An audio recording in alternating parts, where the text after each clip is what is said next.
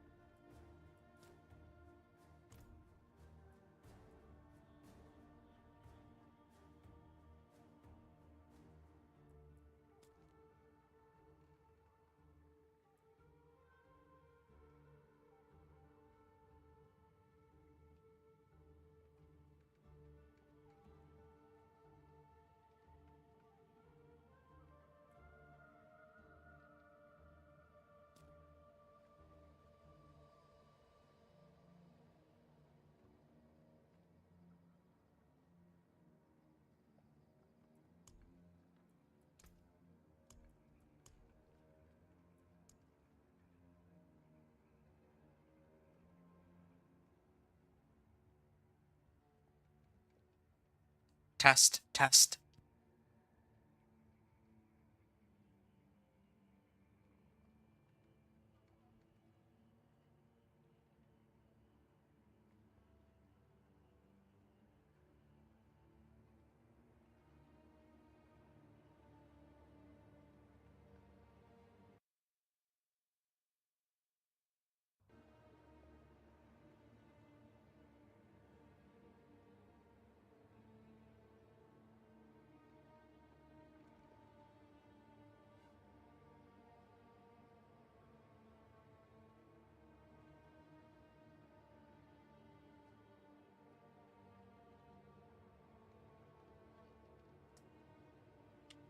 Hey, what's going on? It's Inventor here, readying another character on the Diablo 4 Season 12 PTR. Here I have the Dance of Knives rogue doing a level 1 to 60 and then Torment 1 to 4. Like it has been in past seasons, this build is one of the fastest, if not the fastest leveling build to solo your character. Hold on a second.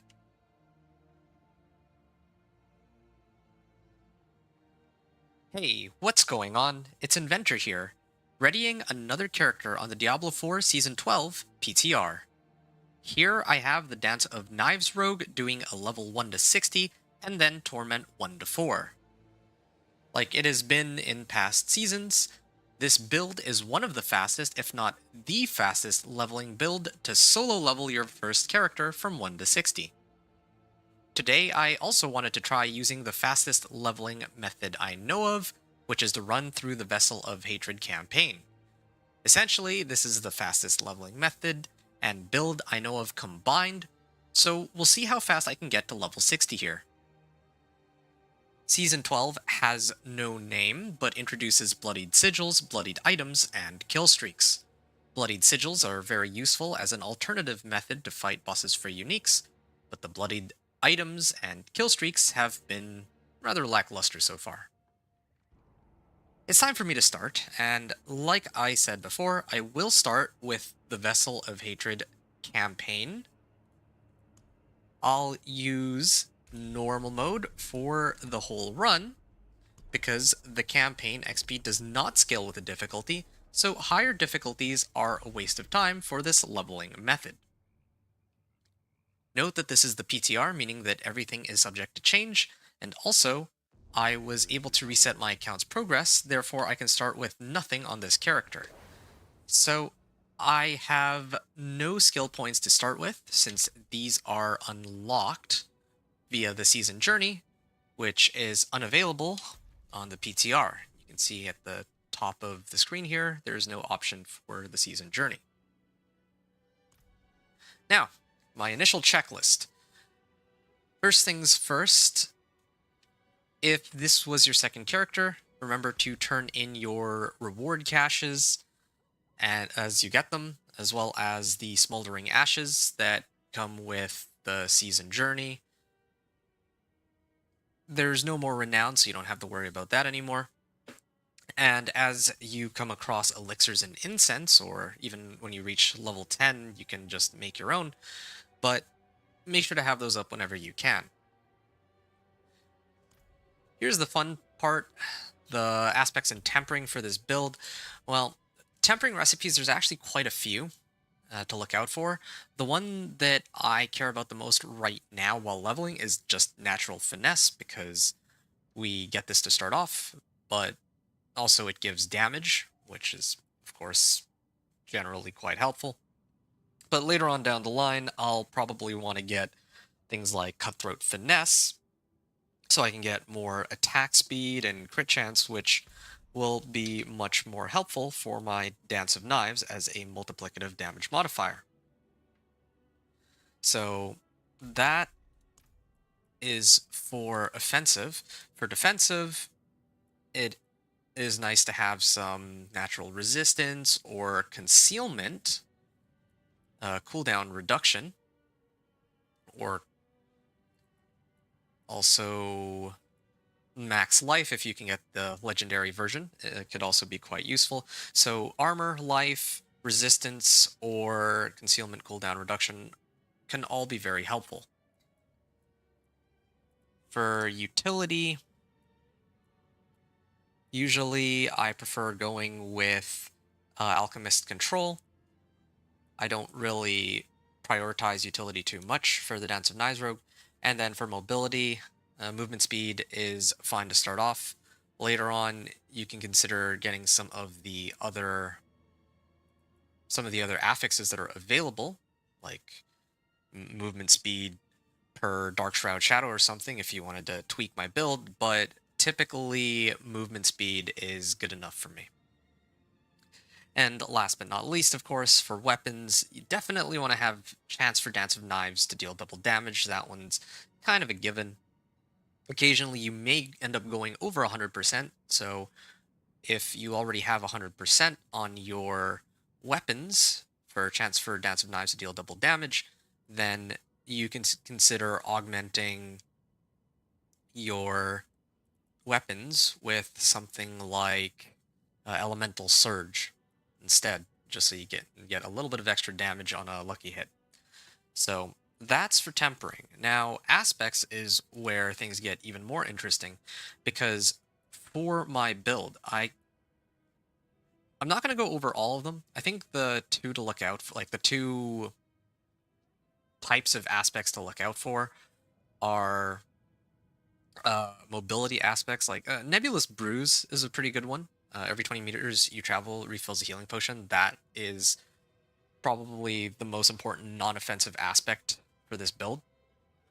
But alternative to that, aspect of Slaughter isn't the worst. I'm trying to see Wind Striker aspect. Sorry, I meant Wind Striker aspect. Wind Striker aspect because crit strikes grant movement speed, This one can be helpful, just something that gives you a bit of extra speed. I'm not going to go over utility resource or utility and resource too much. I don't think that this build needs those nearly as much as offensive and mobility.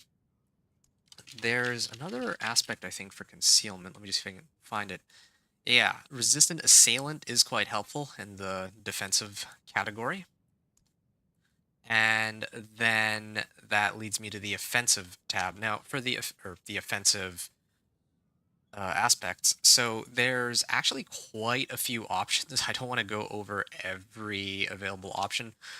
Like, there's not there's like one or two aspects that work with Dance of Knives specifically, but there's other ones that improve like cutthroat skills or I think synergy aspect here. Yeah, if you use an agility skill, it reduces the cooldown of your next subterfuge skill. Using a subterfuge skill increases the damage of your next agility skill. Well, Dance of Knives is a cutthroat skill. It's also an agility skill, so you can use synergy with it. And there's a couple of other aspects that can help too.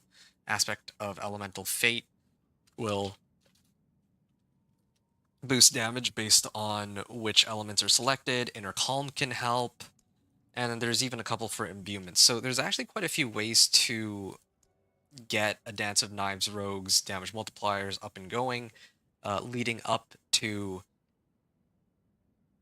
the Torment tiers, but one of the drawbacks is that most of the aspects that you would want are not actually available or unlockable via dungeons. And then even when you do make it into Torment tiers, there's actually a few uniques that could be more worthwhile to pick up than aspects. So things like, I don't remember the name of the new unique that just got released, but there's one unique that got released, which is like, oh, well, if an enemy is isolated, you do like 60% more damage or something like that. I would probably take that on this build now in place of some of the other aspects I've used before. I didn't really look into it in great detail, but I'll take a closer look when I get to Paragon and see what I have available when it comes time to try to push Pit 55 to unlock Torment 4. All right, so that's for aspects and tempering, and then for skills, of course, I don't have any skill points, but I would prioritize trying to unlock Dance of Knives. That is within 2 skill points, which is nice. Then after I get Dance of Knives and yeah, Dance of Knives and then Discipline Dance of Knives, and Enhanced Dance of Knives, I guess.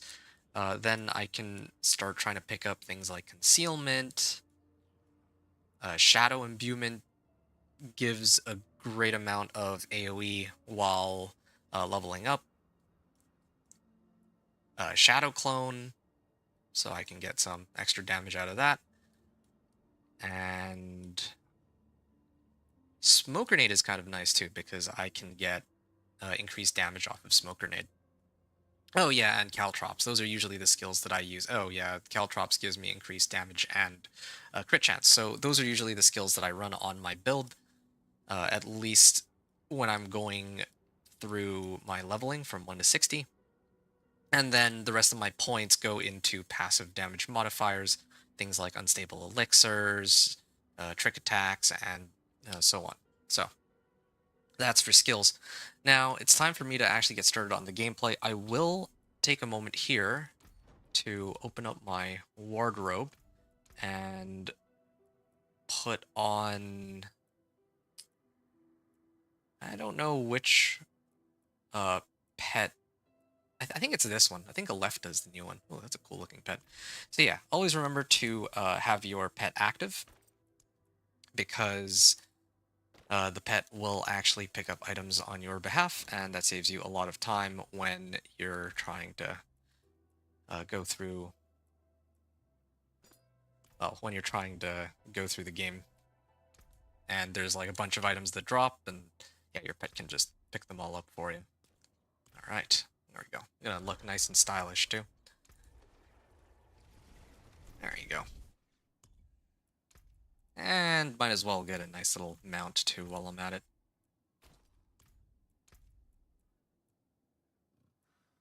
Sure. There we are. Starting things off strong with an equipped pet and looking stylish. The other thing I would normally suggest is to hire a mercenary, but as you can see here, I don't have a mercenary available because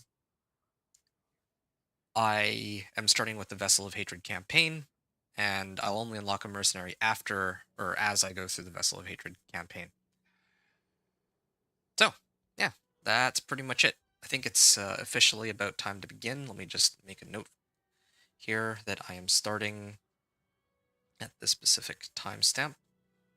And yeah, first thing to do is to go to this campaign quest, Rekindled Faith. So yeah, I'm going to officially begin now, now that I have a good benchmark on when to start. So this is where the gameplay officially begins, about 16 minutes and 30 seconds into my stream. And speak with the locals, what's going on here. And then, of course, there's going to be a cinematic, which ideally I can skip.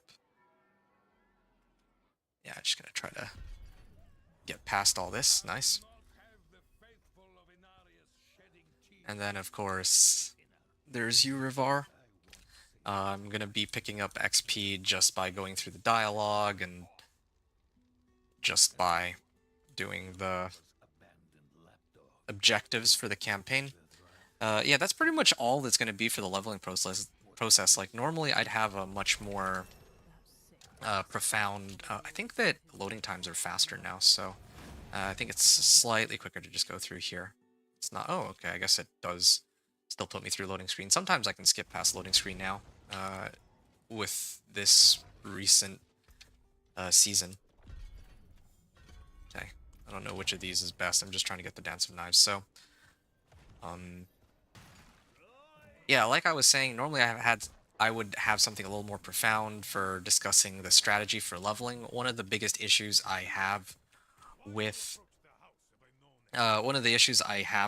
doing the Vessel of Hatred campaign leveling method, it tends not to be about an issue of speed nearly so much as there's got to be a faster way to do this. Okay, maybe this is as fast as it gets. This is normal too. Huh, strange. I was expecting to do a bit more damage here. Yeah, once I get Dance of Knives though, it'll be much, much faster. Okay, Lorith's cabin, and then the big monster is going to spawn. I'm just going to kill this. So, what I was saying earlier was that I don't have an issue with the speed at which I level for the campaign. I actually do think that leveling by the campaign is about as quick as you can go. At least as of the last couple seasons, at least for like a brand new character. Actually, I don't know. I mean, like if you're playing solo, right? Like if you're playing with like a group of people, you can do like Helltide rotations. And, you know, there's a bunch of nuance to that. But in general, like if you're starting off a brand new character, you can, like your first character for the season, then you can go through the Vessel of Hatred campaign storyline, and you can get plenty of XP just by doing that. Now, the thing about the Vessel of Hatred campaign leveling is, generally speaking, I think most people find it boring, repetitive. Some people don't really care that it's boring. Me personally... Hold on, I'm just trying to recall how to get through the barricade here. It's been a while since I've done the campaign, so... I think it's this way, yeah. And there's we're here. So the thing is, it's the same every time. Going through the campaign is the same every time you do it. There's not really any variety or variation. You're just going through the same steps again, like over and over again. So I don't really have, like, not just in terms of commentary, but at some point my brain will just like shut down during the run, and I'm just gonna be mindlessly going and hitting whatever. Oh, okay, nice. Whatever objectives are shown on screen, right? Like, oh, okay, yeah. I'm just going from location to location. There's no. It's not like Hell Tides, or like running Hell Tides, or the sorry, it's not like doing Hell Tides or Strongholds or doing any sorts of dungeons. You really are just going through and doing what the game tells you from like kind of like a step-by-step tutorial almost. And I'm not saying that at all is a bad thing. I'm just saying that I think that that's one of the reasons why I don't think that most people end up suggesting Vessel of Hatred campaign. Heck, I don't even think most people really do it or use it as a leveling method because it's too repetitive, even if it is like quite a bit faster. I think it's a lot faster, and it's like a little easier too. And I'm actually going to use this run to confirm that, right? Because most times when I try to do like overworld leveling, trying to do when I'm trying to do overworld leveling, I'm like running Hell Tides and is it done yet? Yeah, when I'm trying to do overworld leveling via Hell Tides or Strongholds or Whispers, I can usually get from 1 to 60 in like maybe 4 hours, 4 to 5 hours if I'm actively paying attention, something like that. But if I play through the Vessel of Hatred campaign and all that, I can get there a little bit quicker. I'd say like somewhere between 3 to 4 hours. Now, the funny thing is, I think like 2 seasons ago, they actually made some adjustments to the leveling system.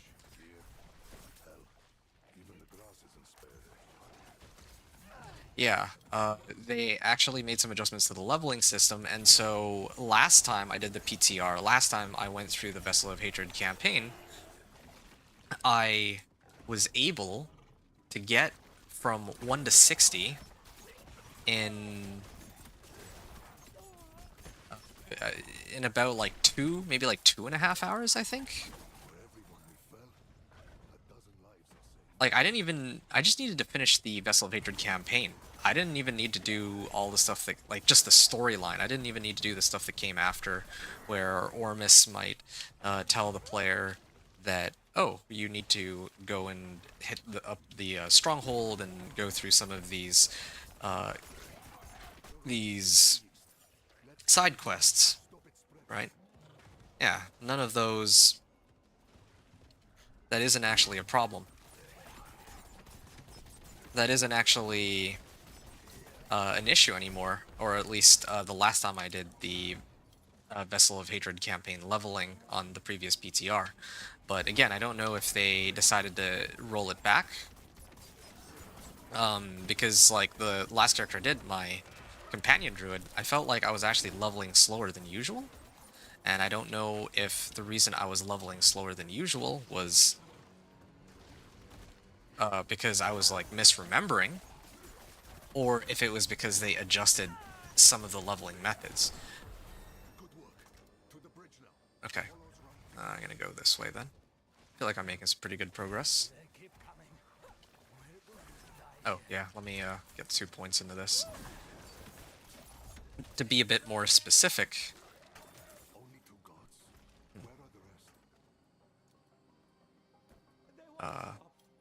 resource cost reduction, yeah, I don't need that. I can use this time to adjust my gear. Okay, I'll salvage all these.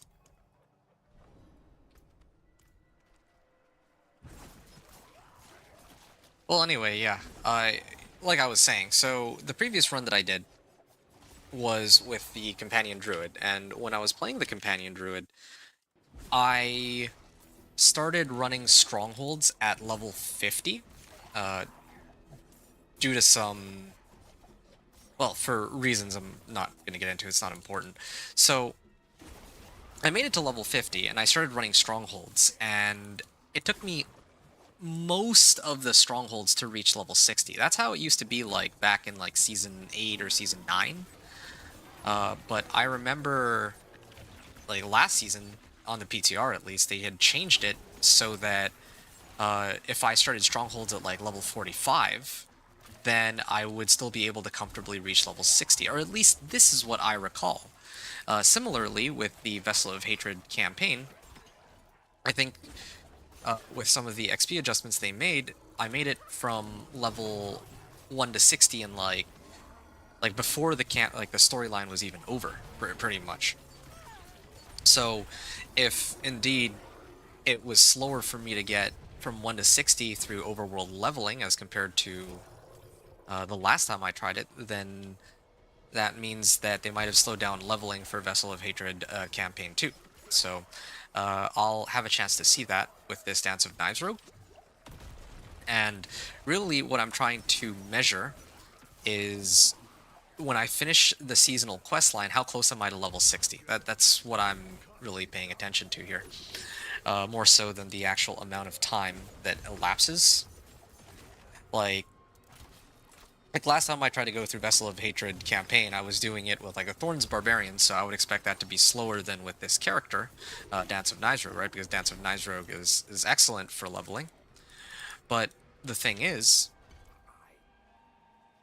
with the campaign, it doesn't really matter how much time I spend. Like my level or my XP mostly comes from the campaign objectives anyway. So in theory, if I complete the campaign storyline and I'm already level 60, then I know that that they kind of left it that the campaign leveling at least is the same as it was in the previous PTR. Like more like quicker than before, right? Yeah, could be quicker than before. Um yeah, no, that's pretty much the idea and the goal here that I have that I'm trying to go for right now.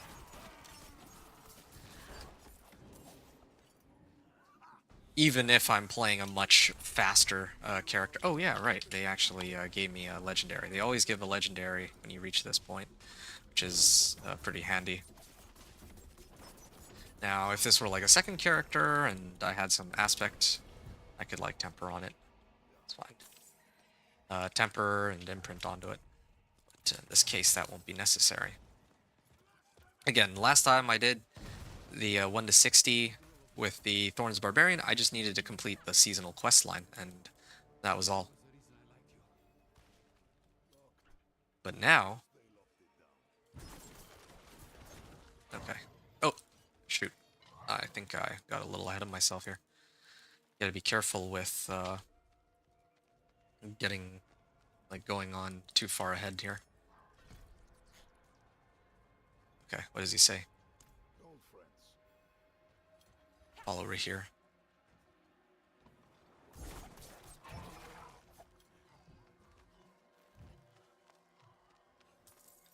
Alright.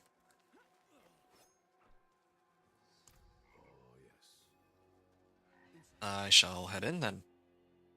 But yeah, so that's how it goes for the Vessel of Hatred campaign, or in terms of trying to level. I do want to get as much movement speed as I can, but my gear isn't quite at that point yet. I was tempted... Oh, another thing I wanted to discuss. Why did I pick the Dance of Knives rogue? Like, I can kind of go back and talking about the leveling strategy in a bit, but I wanted to have a moment to discuss, like, why did I choose Dance of Knives rogue? Or rather, like, what's so good about Dance of Knives rogue? Now, the thing is, as I mentioned before, Dance of Knives rogue is probably the fastest leveling character that I know of. Either this or I would say... Ooh, boss sigils. Oh, okay. I know I'm hopping all over the place, so bear with me. But anytime you come across these... Get rid of this. Anytime you come across these boss sigils, you gotta hold on to them. Always gotta hold on to all the boss sigils. I learned this during my companion druid run. Always gotta make room for those and any sigils that have strong rooms on them, because those are gonna be the fastest ways to get uniques, which are gonna be a huge help for the build. It's also a huge help for Like, okay, I just got like a Nightmare Sigil, right? Okay, this one's Obel's Reserve. Not quite the one I'm looking for, but sometimes they'll give me... They'll actually give me Roderick Strongrooms, which I can use to get Obdicite. Hey, Glacial Fissure, so now... I mean, I don't have it memorized, like, all of the items that... Hold on a second.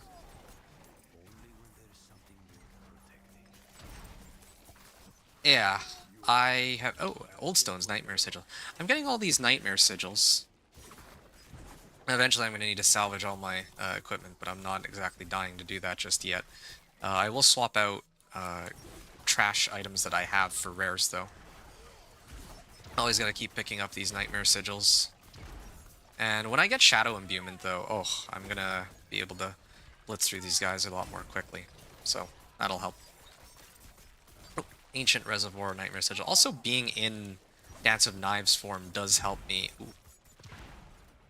Dance of Knives form does help me go faster, because, yeah, I gain 20% movement speed while channeling Dance of Knives, so that helps.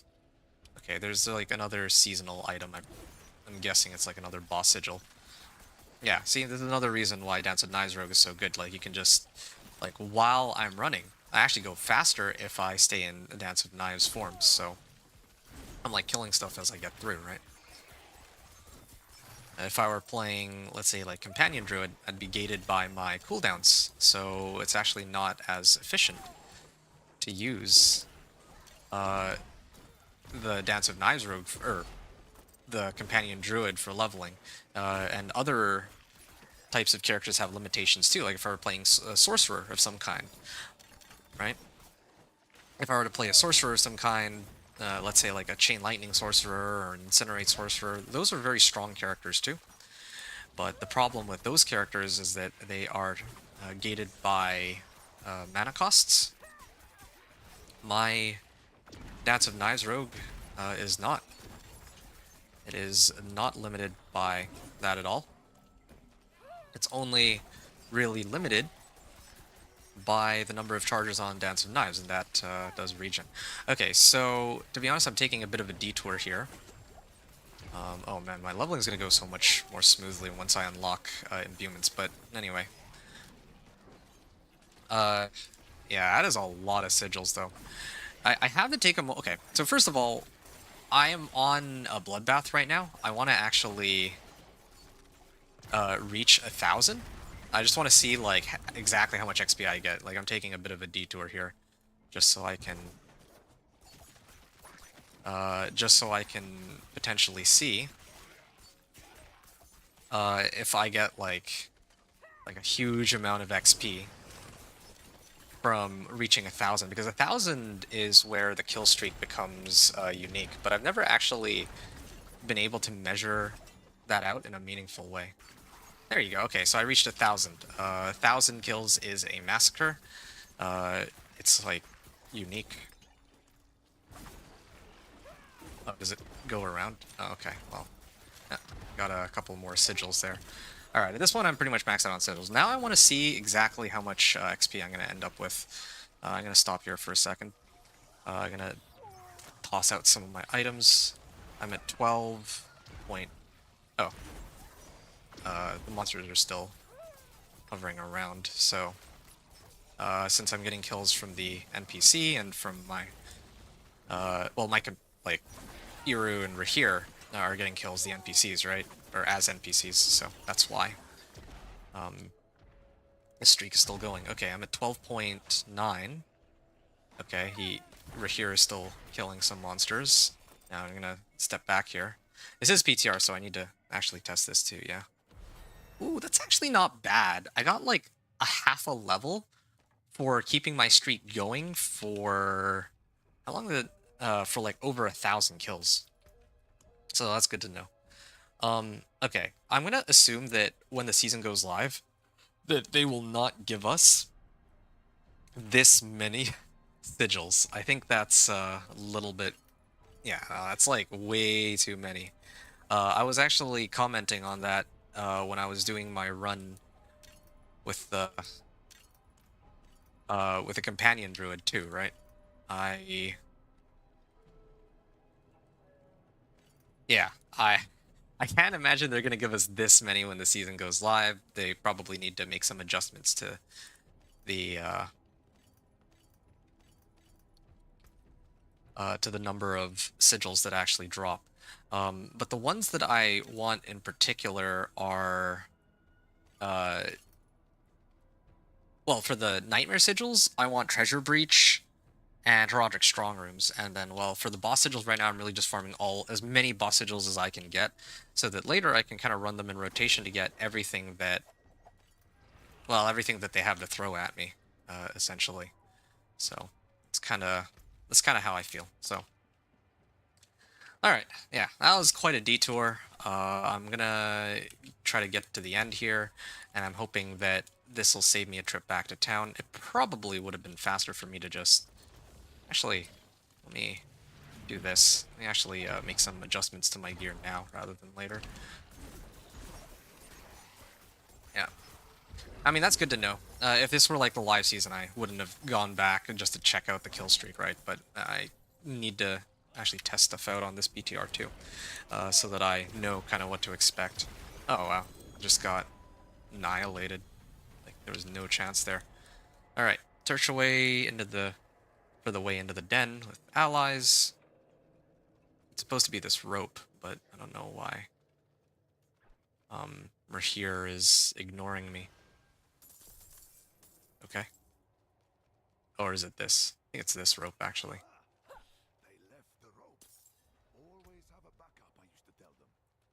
Alright. It's my only helm, so... Crit chance, I would use this over my old one, because it's got crit chance.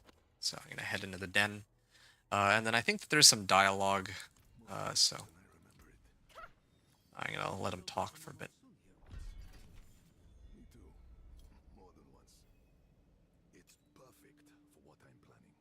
Crit chance, nice. And then this amulet I can use to replace the gray one that I have. So now, let me talk to Rahir. Now going back to Gear Cool. And I have to trigger the waypoint, of course. And he's gonna keep talking. I'm gonna use this opportunity to salvage my items. That's why I didn't go back to town right away. I figured I could use the downtime in the dialogue to get rid of my items while he's still talking. Resource cost reduction, I don't need that. Okay, perfect. And then I can... Oh. Thank you, truly don't you need time to heal and rest. And I get a little bit of XP. And then I think this is where the others will show up. Crit strike chance. Oh, there you go.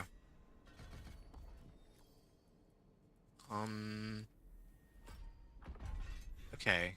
I think now I can get concealment. Here we go. Breaking concealment causes all skills to be guaranteed critical strikes and makes enemies vulnerable. So I'll probably grab that. And then I'm going to try to grab Smoke Grenade. And then I'm going to go for Shadow Imbuement. And that's going to be a massive power spike. Or at least a big AoE spike, if you want to call it that. Alright, so now that I have all of these guys active, the go-to person that I should use for this, at least for level 1 to 60, is Subo. Can't really go wrong with Subo. And then the other one, I guess I could use Aldkin. These are the two that I usually use nowadays. I used to use Rahir back when you would cap out at like 1,000 armor, so I'd use Rahir to help me reach the resistance cap. But now the game has changed, so there isn't really an upper limit, right? So I find Subo to be a lot more important. I mean, Variana... Well, Variana also gives attack speed. That could also boost Dance of Knives, so she's not really a bad pick either. Actually, I might consider using her instead. This last one grants 10% attack speed for the same duration. I could maybe use that if I'm lucky. Sure, why not? So, yeah, that's for unlocking the Mercenary. So now I can actually use their skills and get the report rewards. Nice. And then From here on out, I can just continue the leveling process. I've also tested the kill streaks. I kind of have a good idea as to how much XP I could expect to get. Got like a level up's worth of XP, or half a level, I believe. Okay, here's the path to where this objective is completed, I believe. Trying to remember. Oh, is this path is blocked off. I have to find another route. Hey, Diablo girl, long time no see. How are you doing? Nice of you to stop by. Yeah, how have you been? Yeah, I hope everything's okay for you. Oh. Yeah, here I'm actually playing the Dance of Knives rogue on the Diablo 4 Season 12 PTR. I haven't played Dance of Knives rogue in a while. It's always a very reliable character for leveling, as I always like to say. I think it's one of the fastest in the game, easily, but yeah, I'm also combining it with like the fastest method for leveling too. I already did. Okay, so I actually was playing the. I was doing my first run, or my first walkthrough on the PTR yesterday.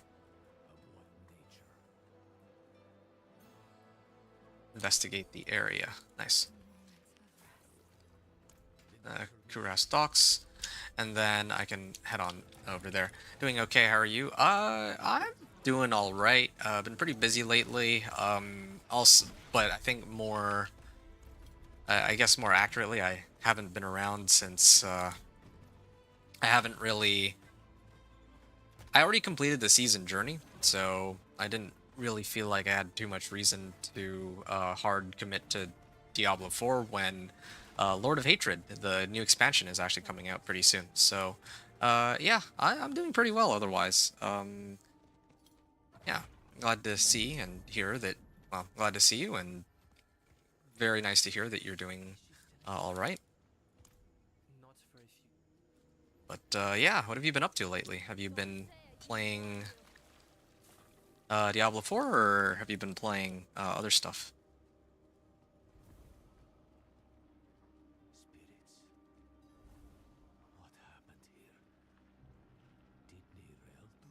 Yeah. And yeah, so I'm going through the Vessel of Hatred campaign because the Vessel of Hatred campaign, I suspect, is the fastest way to level from 1 to 60, just to recap. Oh, there's the Alchemist. I can... Oh, I even have attack speed. Yeah, okay, sure. That should be a multiplicative damage boost for my Dance of Knives, so I'll use that. Good. Yeah, I have 30 minutes with this, but by the time I make it to the next... by the time I make it to the next town, I should have plenty more materials for making another elixir. With regards to, with regards to materials, that's another thing I forgot to talk about too. I actually got an insane number of boss sigils and nightmare sigils. I didn't expect to get that many. And the thing is, like, I was thinking that for the Vessel of Hatred campaign leveling that... Okay, I don't know why I can't kill it, but sure. I was expecting that when I was doing the Vessel of Hatred campaign leveling method, that I would not have been able to... I was expecting that I wouldn't actually be able to get any of the seasonal content. I thought that it would just be... I wish there was a way to stash everything in one go. Yeah, no, like, all this seasonal content I'm getting, I thought that I'd only be able to pick these up from, like, Hell Tides or... while playing through the overworld. I didn't think that I'd get nearly so many seasonal items while I'm doing the Vessel of Hatred campaign. If that's indeed the case, then, like, that I can get the best of both worlds. Like, I can get these sigils to ready me up for Torment, and I can complete the Vessel of Hatred campaign too, then yeah, this is like an even better method of leveling than I thought. Like, I thought that it was going to be slower trying to get through Torment because I wouldn't have all these sigils available, but it seems like I might have even more sigils available than what I had when I was doing it with my companion druid and doing overworld leveling. So, yeah. Sorry, I got a little sidetracked by we need to give that explanation because I was in the middle of discussing that before you arrived, Diablo Girl. I tried the PTR and I got frustrated with no Nathiron, couldn't really masterwork. Can't you just cheat in the Nathiron with Emrak? Or were you trying to do some sort of, like, level 1 to 60, like, trial run? Said now I want to do the campaign with Paladin? Uh, yeah. Yeah, I mean, you could. I haven't... I mean, to be honest with you, I actually haven't touched Paladin. Yeah, I actually haven't touched Paladin at all. I have no idea how good Paladin actually is. I think, yeah. Smoke grenade. I actually don't remember. I'm just trying to remember which hotkeys I use for this character, but anyway. Nice. Speak with Iru. Oh.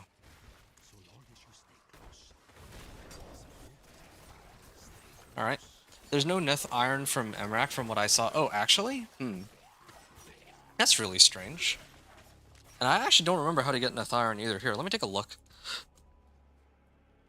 I had Neth Irons, but oh, it's from world bosses. No wonder I didn't really get any. I skipped a whole bunch of them back when I was doing my companion druid run yesterday.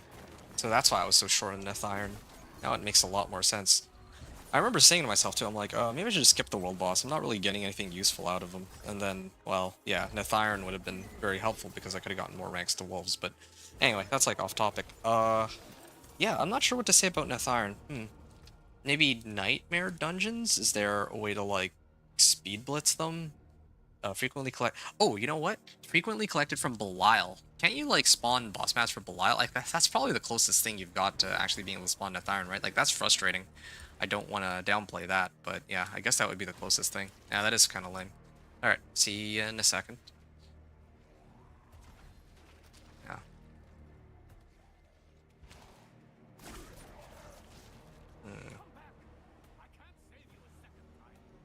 Defend Iru and Travancore.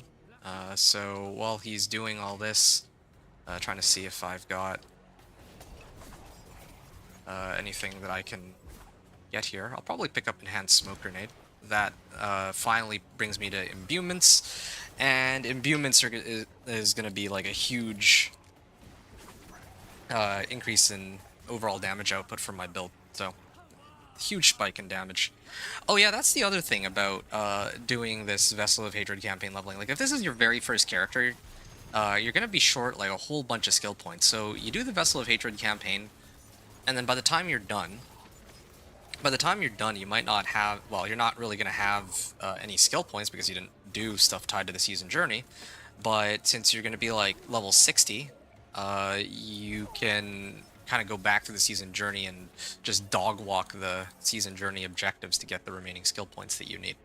Otherwise, usually for the overworld, like my overworld leveling methods, I tend to start off by going through and doing what the season journey wants me to so I can get some extra XP, right? Wait, what am I doing? Why am I killing these monsters? This is a waste of time. Yeah, my goal right now, I'm trying to go 1 to 60 in like under 4 hours. That's kind of my goal. So far I'm about like a half hour in. So, yeah, I keep doing this. I keep forgetting that I'm not actually supposed to be messing around with these guys. Oh, okay. Well, here I gotta climb down.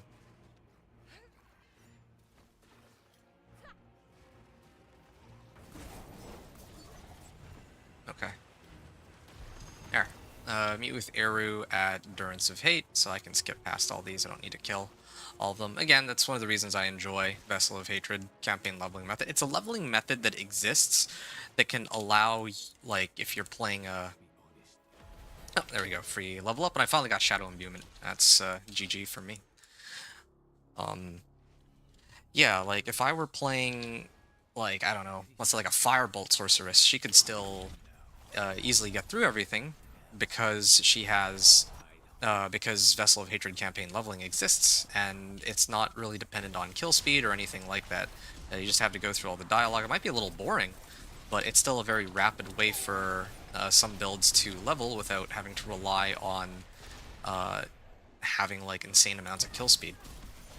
Anyway, yeah, so now look at that. Now with Shadow Imbuement, my leveling speed is much quicker. I don't regret anything from earlier, though. Like, I think when I was trying to go through the den and unlock the mercenaries, when I was doing that part of the quest line...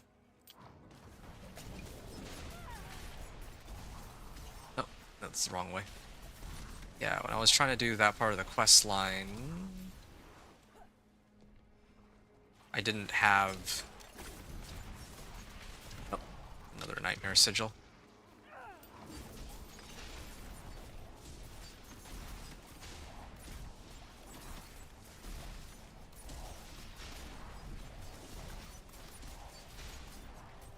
Other doublet. Alright. Yeah, I didn't have Shadow Imbuement, so it took me a while to clear all of them, but now I think I'm in a much better spot. I'm in a much better state for everything I do from here on out. Yeah. The funny thing is, though, if I were playing, or if this was like my second character, right? If this was my second character... If this was my second character, and my first character had already unlocked all the skill points, then I believe that I would have Shadow Imbuement at, like, level 7, because I think there's, like, 12 skill points that are free, right? So I'd actually have Shadow Imbuement at level 7, so I would have actually completely annihilated that, that map. Because I would have had all of the, I'd had Dance of Knives Rogue imbued with Shadow Imbuement and all that. Maybe something to try for the future. Trying to see how quickly I can go through all of this on the live servers as a second character. I could like cheat them in with MRAC, but the whole point of this is to kind of show what happens if... hold on. Distant enemies. Okay, sure, why not? The whole point of this run is for me to kind of show... like, if this were a first character, how quickly you could get from level 1 to 60, right? And when it comes to the PTR, it's easier for me to do that on the PTR for any build that I want to show off, because I can always reset my account's progress back to 0, pretty much, right? So I can do it such that I don't have any of the tempering recipes or materials from my previous characters, and that is a feature I don't have on the live servers. Maybe with the release of... Okay. Nice. More free XP. Yeah, if I were playing the new expansion, Lord of Hatred, in Lord of Hatred, they mentioned that they might try to release, like, solo self found mode, so when they do that, maybe it'll be easier for me to actually play characters entirely on their own merit. But until they release that, I'm kind of stuck trying to do these 1 to 60 runs fresh on the PTR, or with everything already unlocked on the live servers. Anyway. Okay, so yeah, he's just gonna keep mumbling to himself. Vessel of Hatred campaign. Oh, one other thing I forgot to mention with regards to the seasonal mechanics. You might notice that I don't actually have I don't actually have any seasonal powers, right? Like you can see that for the dungeon keys, I had the nightmare sigils, I like the bloodied sigils and the bloodied lair bosses, and I even found like some bloodied items here and there.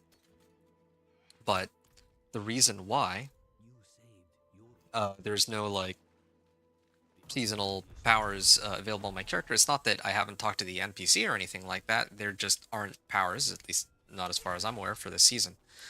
Yeah, I think the running sentiment that they had was that uh, they mentioned that the reason why there's like it's a very light season is because by the time the season releases, they'll be very close to the release of the Lord of Hatred expansion, right? Like the new expansion. So they're, as far as I know, like all hands on deck for that expansion. And so this season isn't really their main concern. Uh, Ergo, now, like, there's just not as much going on this season. That's, like, because, yeah, they're, by my understanding, they're spending more time working on Lord of Hatred. But they have this PTR up, like, they have a new season coming up as a way of, like, testing some of the features they want to add for when Lord of Hatred comes out. And, well, this PTR and the season are kind of a way to help test that, I guess. And also some uniques, too. Because why not? I might have to actually head backwards here because there's like a couple of sigils that dropped, and who knows, maybe some of these might be nightmare dungeons. Okay. Ooh, Juggernaut aspect. Well, I don't really evade, so that's fine. This is a big boost to my damage. And what was this last one? Okay, I'm gonna upgrade this. Alright, there's like more sigils that are dropping, but if I'm like too far away from them, I'm not gonna like head back, I think. Otherwise like I'll never finish this run.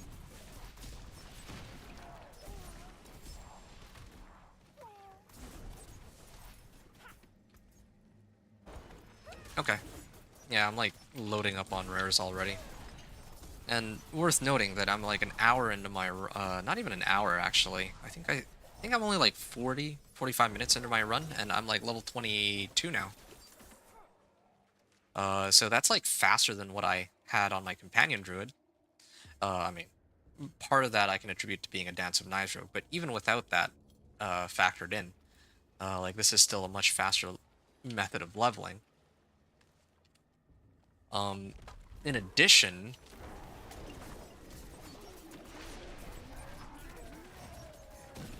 uh, like this is just a faster leveling method. Like I don't know how else to put it. I don't know how much faster, but it's definitely a lot quicker. Like I'll see you at the end of all this, I guess, and I can like measure my progress in this run to like either my previous run with the companion druid where I was doing overworld leveling, or I can kind of measure it towards my I guess in the last BTR I didn't play my Dance of Knives rogue. I played Thorn's Barbarian instead for the campaign. So it's not exactly a good one-to-one comparison, but I mean either way. I just need a general guideline, really. Okay, there you go. I think I remember now. Smoke Grenade, I'm used to it being on 2, and then Concealment on 3. Scythe? I don't really need that. Oh. There we go. I gotta head out. Are they gonna be talking? Okay. And the Field of Giants, so I gotta run all the way through there. I can also do rune crafting too. Kurast Armory Cache. Ah, nice little chest armor. I don't need the... Well, I mean, maybe that aspect could help me, but I'm trying to see if any of these are useful. Oh, yes, I see. I can do Gar rune here for the use of a potion. So that's one of the awesome things about playing a rogue. The thing about playing a rogue is that uh, there's like a few ways to make it so that healing potions can be used even at max life.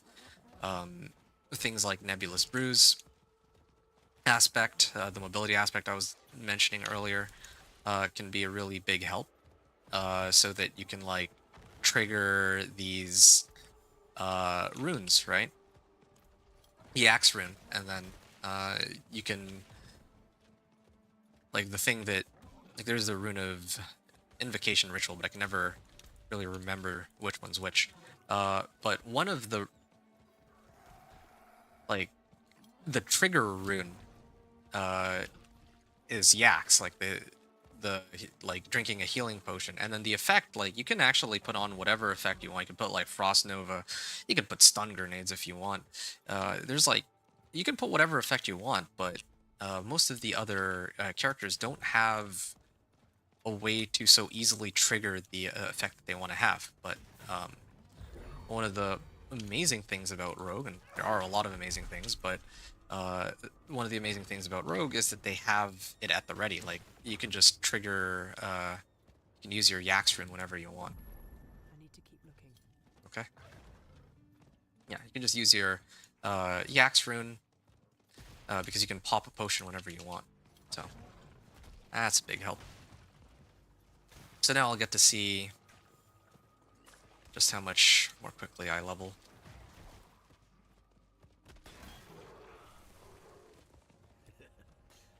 Alright. Now there's going to be some dialogue, so I'm going to use this opportunity to check. I think it's this. Increase damage to healthy and distant. Okay. What do I need to do? Okay, so now he's going to be talking. I can start salvaging all these. I don't have enough sockets for everything else. Abulan, Abulan. Specializations. 25% crit strike chance. Yeah, okay. Yeah, I'll do Inner Sight. They seem to have changed this. It wasn't all like I don't remember what Inner Sight used to be, but it used to not be very useful. But now for Dance of Knives Row, yeah, if I can max out my Inner Sight gauge and get 25% crit strike chance and damage, yeah, that's a pretty big help. I do have to say, oh, look at that, 25% increased crit strike chance and damage, yeah, full bar and all that. No, that's helpful. Gives me more reason to actually pay attention to the specializations. Confront Mephisto, and then there's the portal and all that. Anything else I can just Variana, okay. She's not quite rank 3 yet, but again, it's nice to see what I have available. While I wait, I can get rid of this. Oh. Okay.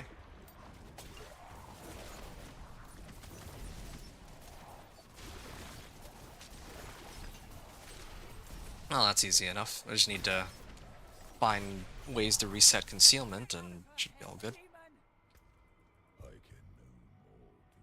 Equipment Delve, Forgotten Wisdom, Hall of the Penitent. So these I should keep. I got like a lot of Forgotten Wisdoms. I don't think I need that many though. I never really bothered to use Equipment Delve. It would be nice if I could, like, there's supposed to be an NPC. There's supposed to be an NPC that I can turn in fresh meat for. Exchange for bloodied items at Kale Rills. I think that's the name of the NPC, but I have no idea where he or she is. And also, like, it's just not... This NPC is not present on the PTR as far as I know. Which means that... Yeah, the NPC isn't actually present on the PTR, so I have no way to really trade in my fresh meat. Otherwise, it would have been nice to salvage some of these sigils, and then use those to gamble for bloodied items uh, as a way of trying to like grow my character while I'm progressing through the game, either from level 1 to 60 or Torment. Yeah, that would be a nice, like a big help, but they haven't really given that as an option, as far as I know. Hey, 3 sigil powder, nice. Survive the attack, okay.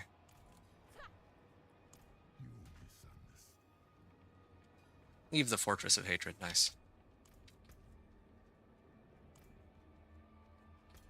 I do need more movement speed. I just don't have an easy way to get movement speed.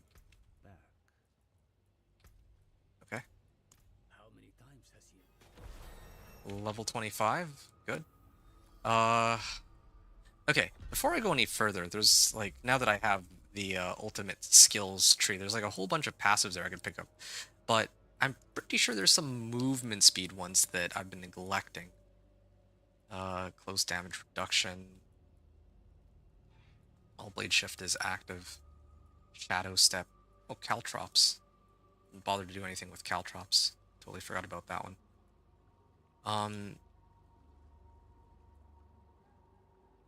Yeah, one of these is supposed to give me movement speed. I just don't remember which one it was.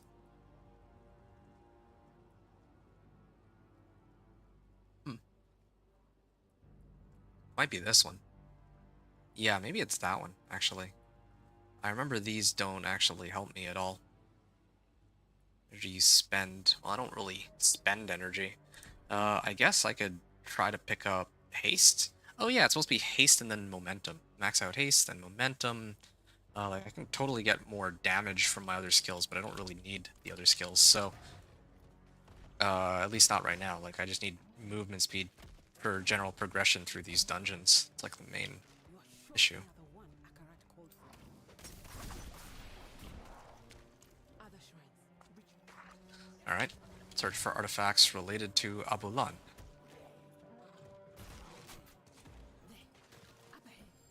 On that cliff is... Hey, Wanderer boots, finally. I was looking for one of these. I can finally temper some movement speed on this. Yeah, one of the reasons I haven't bothered to go back to town to salvage all my stuff is I was hoping to at least get... Protected folks from lost spirits. Just like the mosaic with his I don't remember where all of the artifacts are supposed to be, if I'm being honest. Maybe it's not here.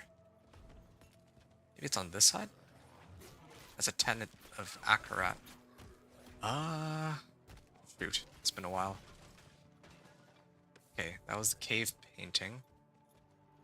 Is it up this way, perhaps? Yeah, here. Oh, and then there's the spirit portal. Alright, Maybe that could help Nirel. Look, I'm gonna go this way.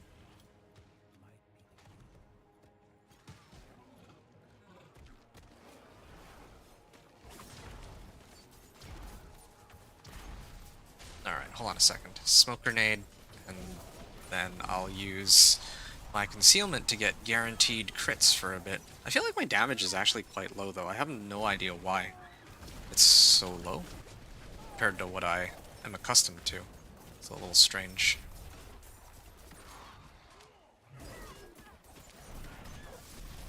Yeah. Okay. if you consider it. Cross the threshold, do what you must, and skip the cutscene. Good. And then I feel like I'm ripping in half. I think by the end of this I'll need to go back to town for the quest line anyway. Variana, I can switch her to Bloodthirst. When I cast... what would be a good one? Maybe Concealment, yeah.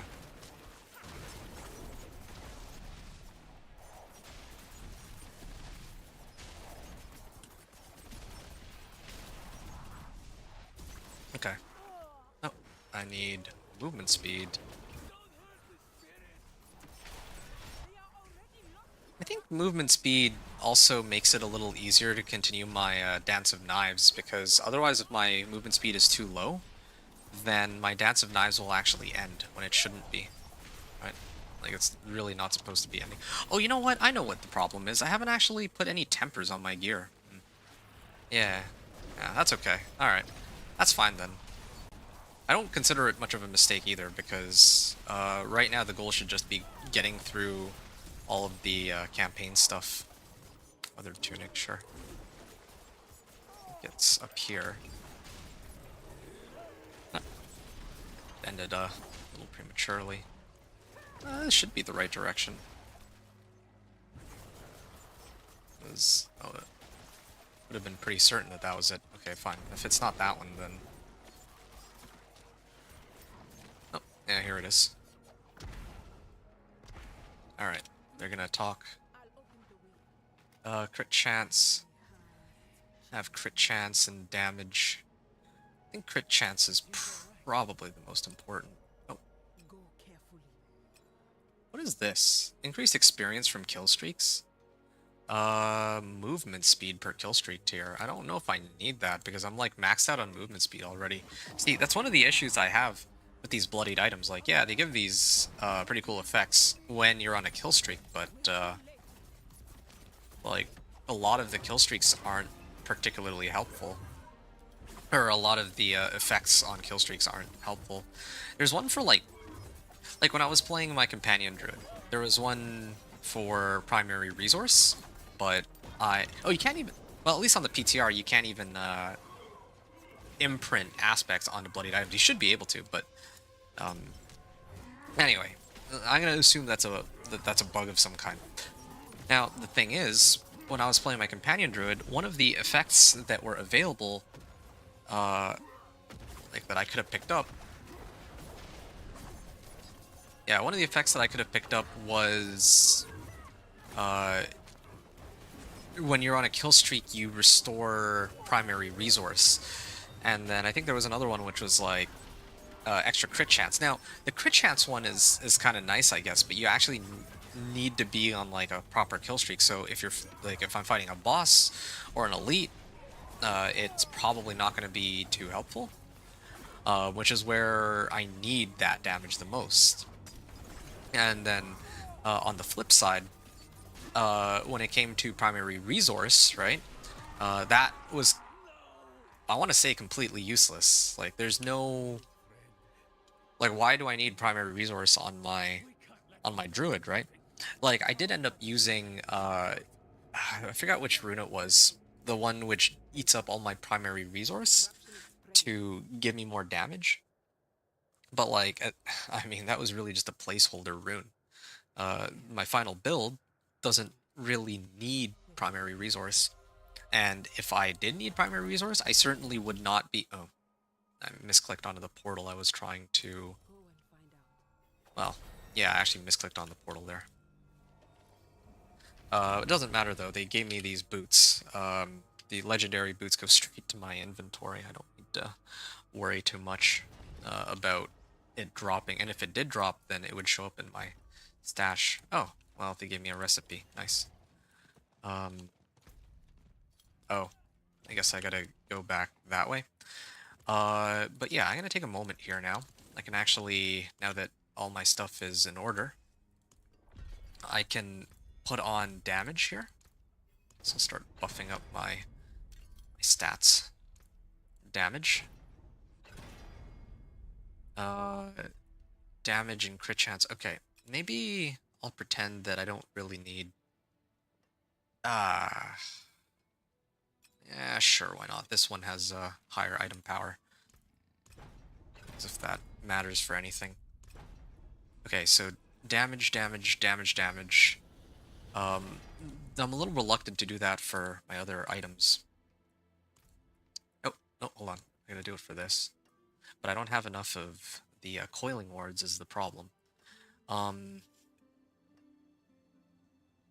there is a way to do this. I can salvage these. Okay, and then I get coiling wards that way. So now, I'll get extra movement speed. I think that's worth it because I'm not gonna replace these boots for a while then, and then these ones I can salvage. I don't actually have a spare dagger. So damage, damage, damage, damage. Do I have... Oh yeah, I got agility efficiency, but that doesn't encompass the Dance of Knives. I think that's like a different one. Okay, here we go. Damage and damage. And I just want one more. Oh yeah, here she is. Hey, there we go. There's some upgrades there that I could use. Which of these is better? I mean, they're both roughly the same, I guess. Temper. Get this for damage. Yeah, that's a pretty sizable increase. 10,000. I don't think I have enough, though. Yeah, I don't quite have enough veiled crystals, but yeah, I mean, I don't really have anything I can break for it either. Oh well. I think I should also have enough potions here. Actually, I'm gonna need these for the next couple hours, so I might as well just make all 5 and just always have this active. Okay, nice. So I'm ready to go. I'll get 2 more points into haste, and now I just need 6 more points before I can unlock my skill there. Maybe Shadow Clone, yeah. Just thinking if there's anything more useful. I mean, damage is damage. Not like too concerned about what order I get these skills, because I think that I've already pumped up my damage by, like, just the additive damage bonuses alone probably doubled my damage. Probably got another, like, I want to say 40 or 50% more damage from upping my weapons. I'm not sure exactly how Dance of Knives works with my the items I get, but I think it should help. Return to the Durance of Hate. Okay, so it's actually pretty close by. That's good. I don't need this. Actually, it is an upgrade over my existing one. Smash this. I get Juggernaut's aspect, but Juggernaut's is not very useful anymore. There you go. Maybe that's why I feel so weak. It's because I haven't actually upgraded my gear, and I'm typically accustomed to upgrading my equipment as I go along.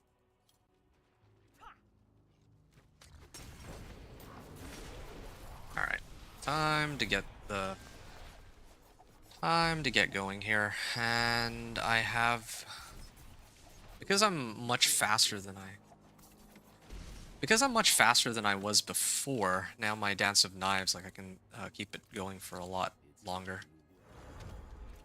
Yeah, but I think I just need another, like, 6 levels and I get momentum. If I already had all the skill points available, and this was like a second character, then yeah, I'd already have had momentum, like, quite some time ago.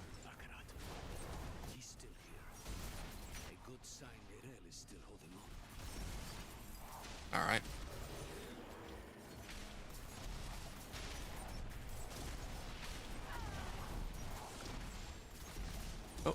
Weathered gloves. I don't think I care too much about weathered gloves. I guess... you know what? I can actually smash these for veiled crystals. I think I'm gonna do it. Did I bother with the dungeon keys? But I guess I didn't get that many, so... not a big problem. Look at this. I think I'm going quicker than most of the characters I would be playing at this point. Except for... Well, yeah, I don't know any build that would be going through this dungeon more quickly. Even Sorcerer has teleport, but it's not that, like, there's like a very long cooldown on it. That's the other way. Deeper in the Durance of Hate, so it's this direction.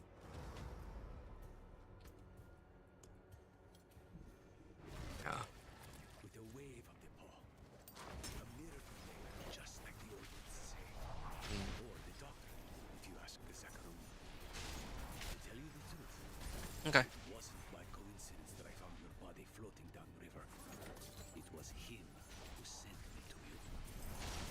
While I'm blitzing through everything now that I have the means to do so, I wanted to actually continue talking about what I was like what I was discussing with Dance of Knives. I think the Dance of Knives is just so good for like while you're leveling. Um, class feature unlock. Huh. I already had that unlocked since ages ago. Hold on a second. I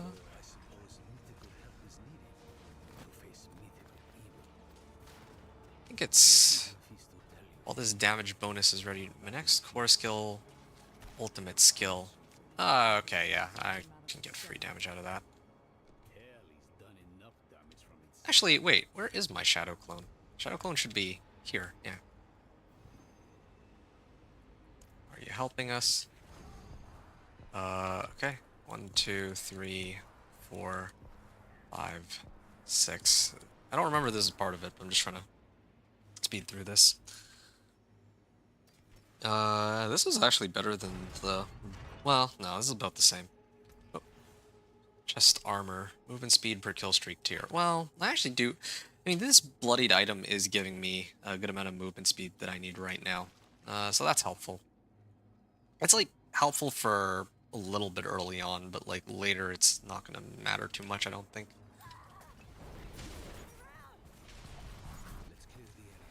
Alright. Just gonna trigger inner sight so I can get more crit strike chance and damage. And I don't know why this is taking so long. Right, you're giving me the heart. And escape the durance of hate. I get to talk with them. I think I am actually leveling more quickly than before because there's still like quite a bit of stuff left on this campaign storyline. Oh, there's a chest armor available. The helm would be nice. But I guess it doesn't really much matter, helm or not. Like, I'm still making very good progress. Crit chance per kill streak tier. No, I actually prefer my current one more. I'm gonna level up some more here. Yeah, just waiting to unlock momentum. Key passive. Lock, yeah, sure. What's on your mind? I get a level. Nope. And I guess I gotta go in through here.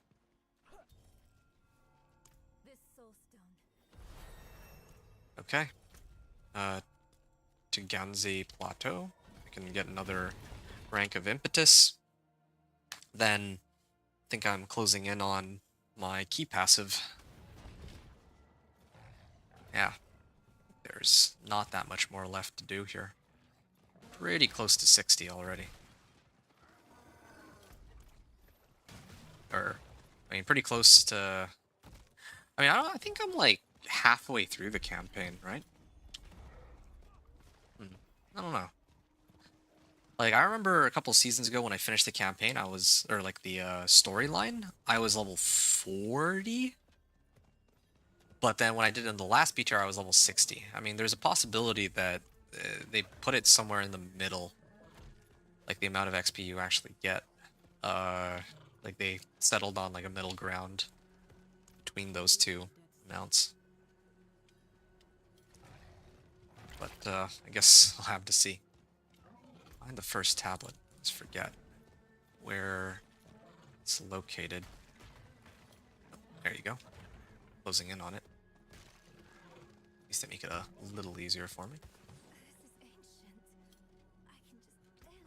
Let's see what else I can grab here. Nope, I don't need that. Oh, yeah, here we go. I've got increased strike damage.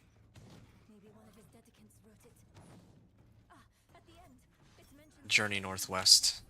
Okay. Alright. Journey northwest. Oh, there you go.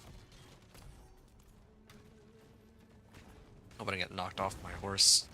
Ooh. Ah, come on. They weren't even anywhere near me. Sure. I guess I had to climb down anyway, so no biggie. I wonder how Artillery Shrine synergizes with Dance of Knives, because Artillery Shrine gives like a lot of it like maxes out my attack speed, right? I'm very curious about this. My attack speed is increased. It's like maxed out to like 200%. So right now it's at 294. It goes down from 160 to 294. I mean, I have some attack speed on hand, don't I? Yeah, I already have some attack speed, so it basically just doubles my damage whenever I have an artillery shrine, I guess. Something close to double the damage. I mean, unless I already have, like, attack speed modifiers and all that, but... yeah. Find the second tablet. Is it upstairs? Yeah, can never remember.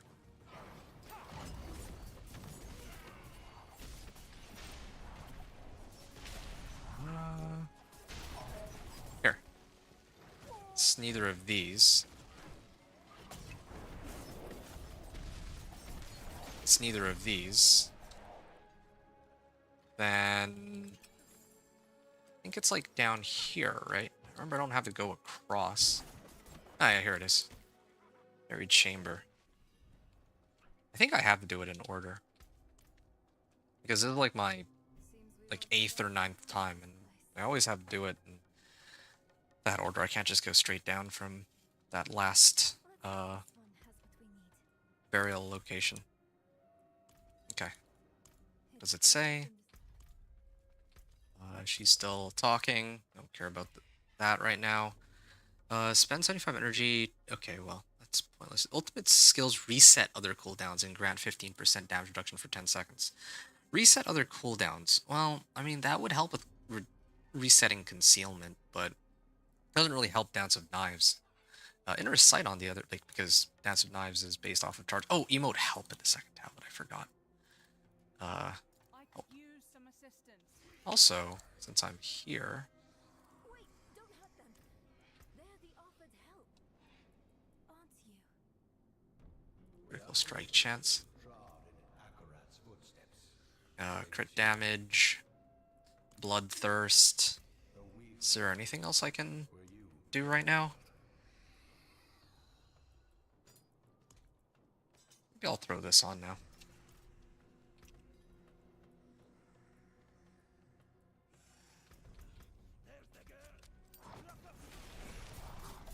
All the burn knights, and then of course this turns into a boss, right? For the violence they brought. It was silenced easily enough. But you are touched by hatred. Okay. It coaxes out the bile in all. Stealth and unstoppable for 5 seconds. Engulfs you in its visage. Lay it all down to rest. Before Makes enemies vulnerable for 3 seconds. Maybe I should take blended shadow imbuement, actually. Got 2 points. Yeah, I can go this way, I suppose. It's either that or increase damage to distant. There you go. Just gonna keep my distance here and get down super fast. Survive the attack. Nice. They will wander as Subterfuge expertise. Nope, not the one I'm looking for. they never know. This one looks like a pretty big, nice upgrade. Speak to Neyrel. We do now. Enter Dedekin's cache. Just gonna stay in Dance of Knives so I can. Could I have just? Oh no, I guess I have to run all the way back to the entrance. Enter Dedekin's cache.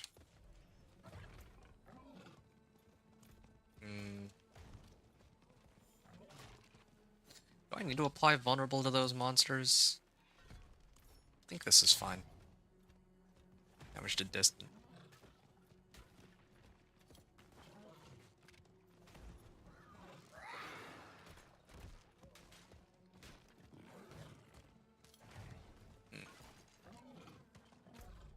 I missed this. It's almost like we're back in Alright.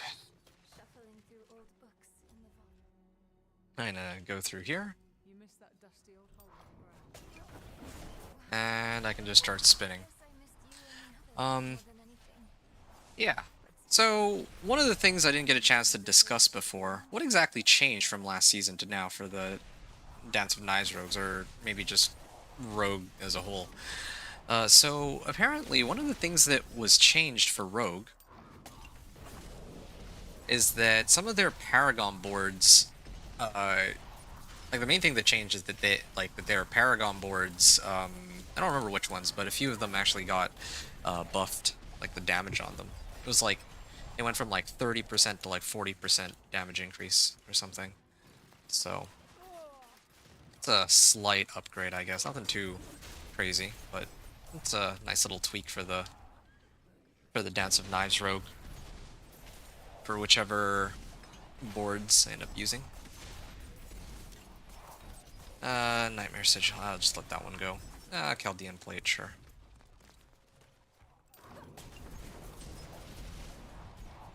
If it was a boss sigil, I would have kept it. Gotta make sure.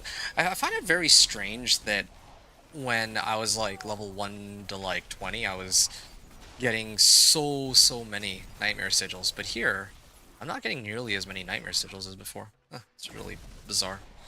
Anyway, yeah. So I ended up playing Dance of Knives because, again, like, it's the fastest build for leveling that I know of, and this is the fastest leveling method. I think I mentioned that earlier.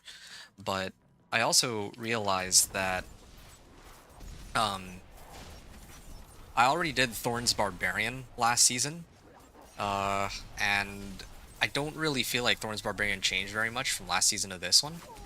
So I would much rather do like a more up-to-date Dance of Knives rogue video, if possible, based off this PTR. To be honest, I actually wanted to try doing a different build, a teleport sorcerer, actually. You're lucky it's me, not Laura here. I think that would have done it. Yeah, I wanted to actually do a teleport sorcerer. I think that would be kind of fun. But I realized that teleport sorcerer is only really good when you actually have the items in like Torment. Like prior to Torment, like you're trying to go level 1 to 60, it's quite difficult to level on just teleport alone. You could use it as like a mobility tool, but even if you were to do Vessel of Hatred campaign leveling, it's still... Where is she? There she is. Even if I were to do the Vessel of Hatred campaign leveling method, teleport would actually not be a reasonable skill to rely on doing damage with. I mean, yeah, I could combine it with like Crackling Energy or something, I guess, but like I could combine it with Crackling Energy, but even then, like, it takes a while to get Crackling Energy set up and all that. So if I were to play a Sorcerer, I'd kind of be relegated to leveling off of Incinerate. Yeah, that's basically how it would go. I would need Incinerate, without a doubt.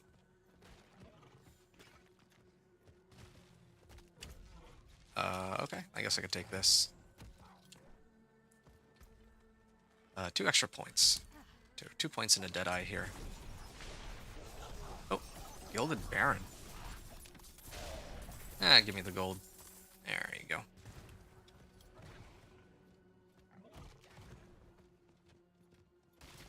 Yep.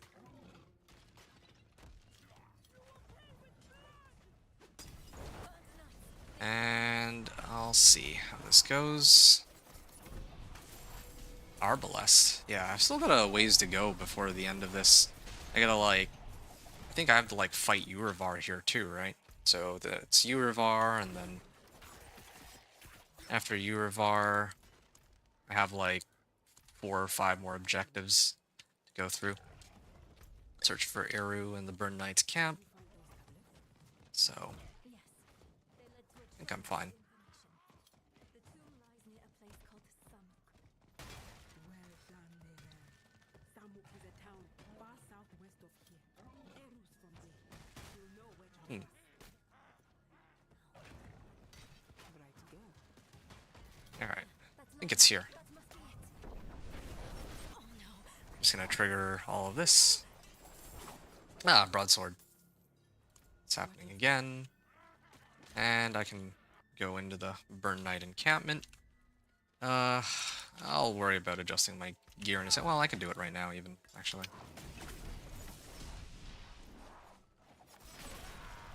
What is my new bow? Ah, this is an upgrade over my last one. Sure. Veiled crystals. Yep. I think it's always to the northwest, so that's where I'm gonna head up to.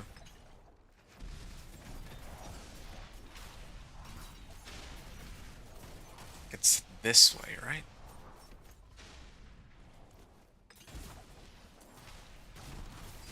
Oh, no. I went the wrong way. Oops. It's the last path I looked, isn't it? Over here?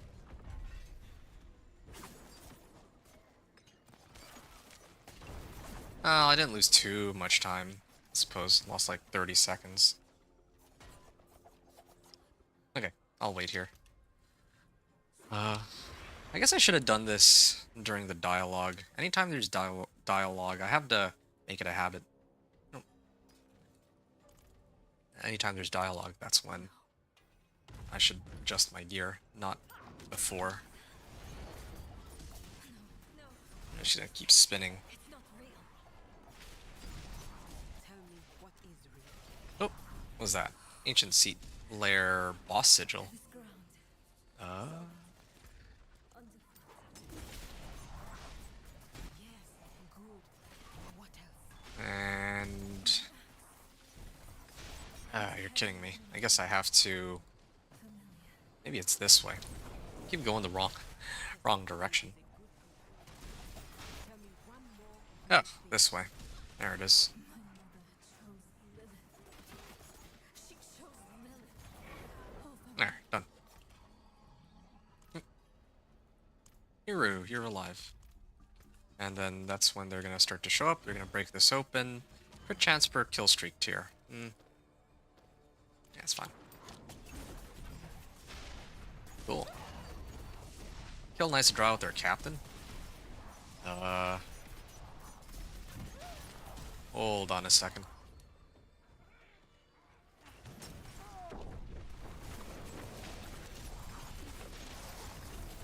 Malignant Burrow boss sigils. Oh, hold on. Where's Zanrun? Slay Knight Captain. Oh, this is well, I don't actually have a helm, so I can throw that on. Because I salvaged the old one. Where's the key? There. Let me through, let me through. Yeah, there's supposed to be dialogue here, right? Couldn't finish what you started. Yep, skip that. Crit chance. That's not bad. Alright. So Urivar, unlike his lair boss counterpart, actually starts off invulnerable. And I have to take out all of these guys first. Oh, there you go.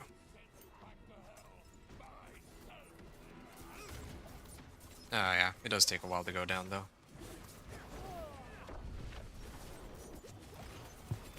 Yeah. Bad smoke grenade. Oh, yep, nope, he's dead. Ah, it took a while, but I got him. Why is there, or why are there two Urivars? Ah, got a rare recipe already. Imbuements. I already have boots. And I can use my spin to get through. Okay, I guess I could have actually started running while my character was talking, but I thought that maybe I need to stick around because Urivar is like bugged. There's like a second Urivar. Okay. What does this rune do? Ooh, it's a Quax rune. I guess maybe I can actually use primary resource after all. Restore resource, cast an ultimate skill, cast evade. Well, there's like a couple ways I could go about this. I already have, I think I'm fine on crit chance. I'm really just using this as a placeholder. What if I do this? Yaks quacks. So I drink a healing potion 2 times, and then I can drain out all of my resource to get I told her. I'm sorry. drain out all my energy, so I can get Save my double damage pretty much. Of course she wouldn't. She could not. But I have never been as strong as her. please. Go, Neyrel. Ultimate skills deal 15% increased damage. There. And I think I'll set it to make my skill get vulnerable. Friends shouldn't lie. Oh, okay, I got 2 skill points on that. What else can I pick up? Stealth and Unstoppable. I'll get Supreme Shadow Clone, and then probably Caltrops last. Yeah. Travel through the Tangles to Samuk. Alright, I'm gonna swing by Kuras Bazaar first before I go, though. Salvage everything. I don't think I need any aspects. Like, I'm doing just fine. Urivar is the toughest monster I've faced so far, and he went down with my current level of power. Just for good measure, though, I will add some damage to my weapon. Should I just salvage this? Yeah, I should. Yeah, I don't think I need anything else. So I'm just gonna keep going.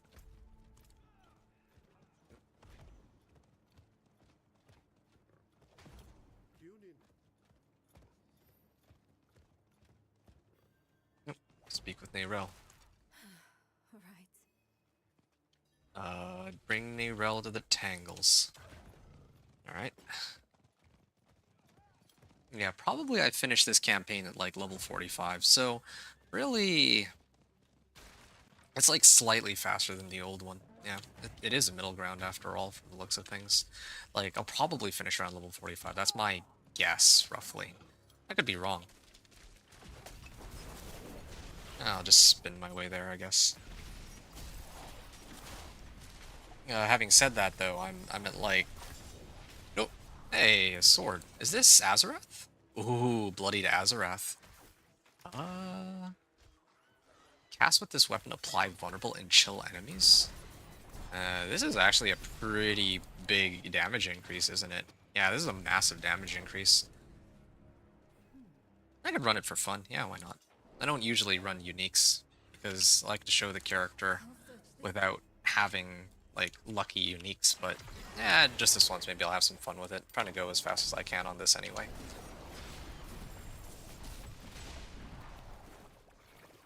Okay, well, while this Hollow Assault is... Oh, look at that, 1200 damage. I think that's to do with the lucky hit chance I had on my Azarath. There is one other thing I wanted to address for the Dance of Knives Rogue. I do really like it for early game leveling. It's just ludicrously strong for that, but the drawback for this build is that while reaching level 60 should be a breeze, going from Torment 1 to 4 might be substantially more difficult since I don't have as much damage compared to other builds I play, like the Companion Druid. I mean, with the new generic uniques and slight buffs to Rogue's Paragon board, it might be a little easier, Over there, that tree. but Taking over. still, it's not exactly a cakewalk. Like, I'm hoping that one of the because I'm getting like because I have a whole bunch of lair boss sigils, I might be able to use that to advantage and get the uniques that I need for this build like earlier on, but I still need to spend a lot of time leveling the glyphs for this character, so yeah, that's gonna be a bit of a struggle, I think. There is a treasure goblin up ahead. This one's not that much stronger. How do I get across to that? I want to kill that. I'm hoping it doesn't run away by the time I get there. No. Oh, come on. Oh, come on. Can I go around? Or is it cut off? Nope, it's cut off. Ugh, no, it's not worth it. That's too bad. I wanted that treasure goblin. Yeah, I could have gotten like some gems. But I guess at least it's not like an odious actor. Like, Glittering Prim is fine. If it's like a Torment Glittering Prim, I get a lot more gem fragments, but normal, probably not that many. You think I'm afraid of you? I Yeah. know how I think that's probably the worst treasure goblin for me. I know what Akaran did to you. You were weak then. You are weak now. Oh, plus agility skills. Hear me? I'll hold on to that one. End you. I'm going to rip your damn throat out with my teeth if I have to. Oh, there you go. What do you... Ooh, this is a nice ring. But I like my current ring more. I'm gonna salvage these two. Now what? Find Nayrel. There is a shrine here. Maybe I can hit it. Oh, you got more movement speed too. That might help me. Might help my Dance of Knives.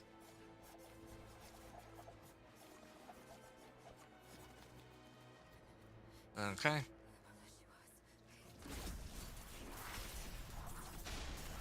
Just waiting for it. Then I can snap out of it. We have to leave, and then Priestess of Hatred shows up. That's a pretty interesting Priestess of Hatred. Does not look like a priestess, but sure. There you go. Look at that damage. I mean, most of that is Azarath. Here, I'll switch it. Well, let me try switching it like this, seeing how much worse the damage is. Ooh, two-handed sword. Well, I don't really need that though. Can you hear me? Yeah. Bring Nayrel to Samek. Actually, no. I should do that. Gotta make it a habit. I should only be doing that if... Oh, I gotta go the other way. I should only be switching weapons if I'm going through dialogue. Yeah.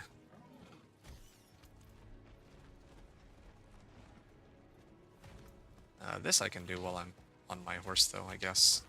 Probably this one, right? Yeah. There you go. Another point. Hopefully the tomb is close. Yeah, I'll worry about my last point after. I think... Oh, I gotta speak with her first before I go and hit the faces. I know where the faces are. So that should speed things up. Here's one. Face of Akarat. That's one of them, and then there's one down here. Fire. Time. No. Water. That's two of them. And then... Wait. Hold on.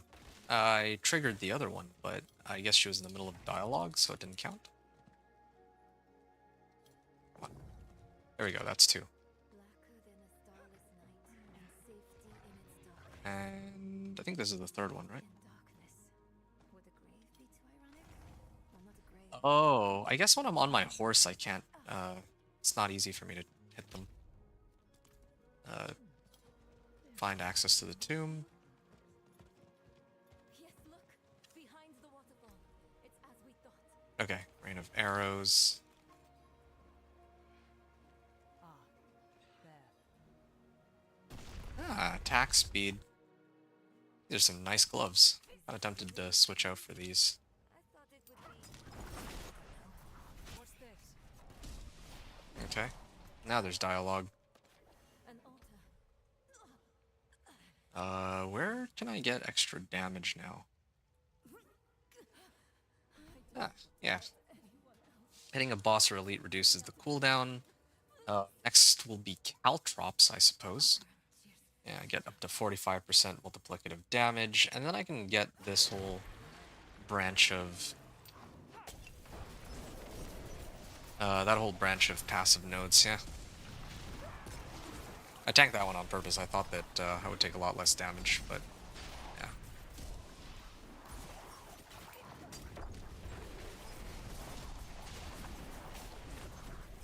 Yep. Time is it now? It's been about like an hour and a half. Probably the fastest I've done this campaign. I mean, I still got a little bit to go, but I think I'm looking at like a little under 2 hours. Yeah, I don't think I made any like crucial mistakes. For now. I'm gonna... There's nothing here. Sure. Go south of Samek with Nayrel. Yeah.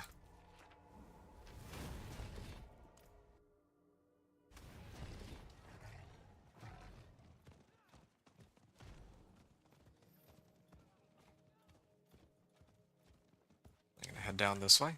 Oh.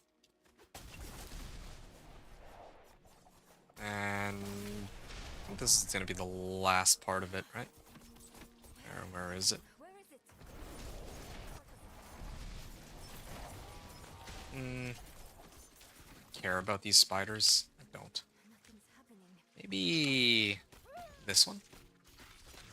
Yeah, I get some extra attack speed. My crit chance will go down, but it's okay.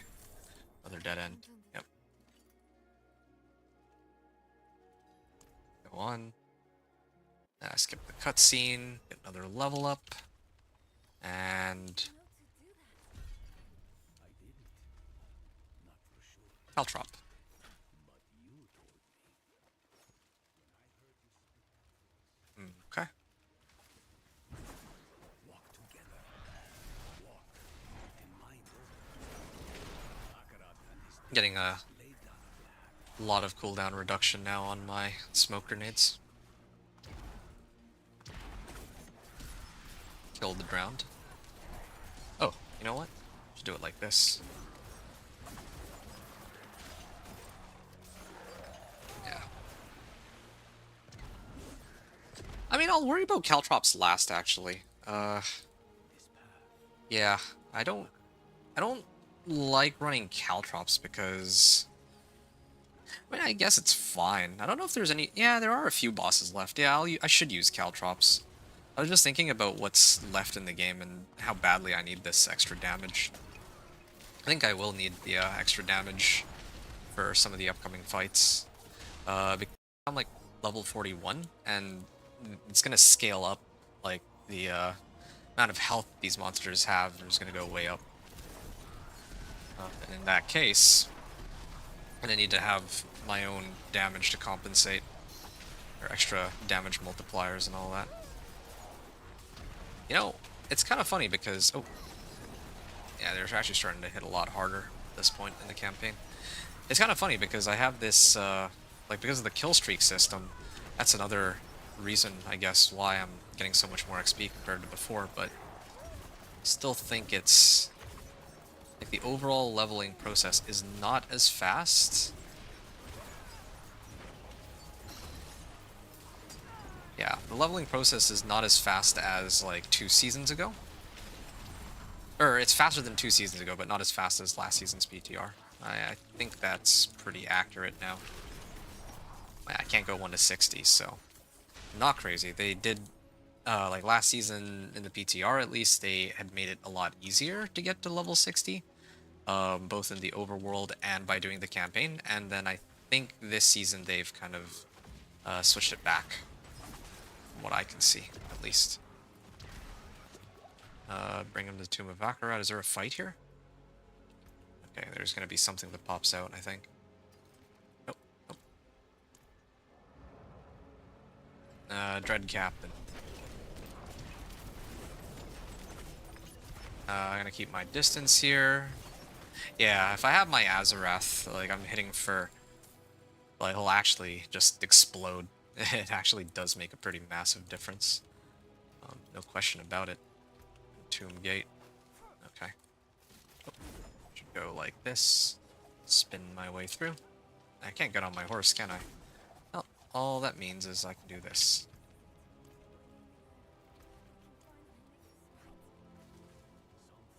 Alright, Tomb Gate. Level 42. And I'm gonna be getting in here. Level 43. We read of Safeguards, one of the dedicants built in this tomb. Tread carefully. Understood. I always forget that I need to trigger Dance of Knives to get through here more quickly. Go. Ekans Grasp.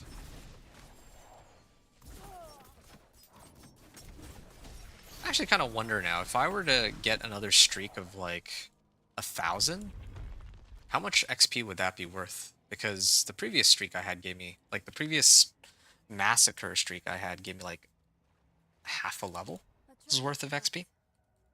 But now I don't know. I'm gonna let them come forward because I know that if the ground falls underneath me, then I instantly die, right? The stone. Take it. You know that won't work. It is bound to you. I've lost everything else. My mother, my arm, myself even. What more do you want from me? Okay. Empty space they left. What have you filled it with, Linda? Grief. Guilt. Almost another level up. Enough. I let it all go. Almost done. No. Oh, nice little level up. I don't know if that was because of the kill streak or because of the quest, but I'll take it. 2 extra points. Maybe this one. Drinking a potion or healing potion increases my damage by 12%.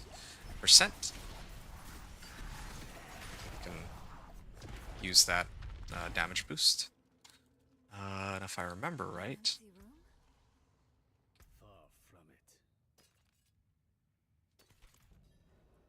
uh, They are. as yours.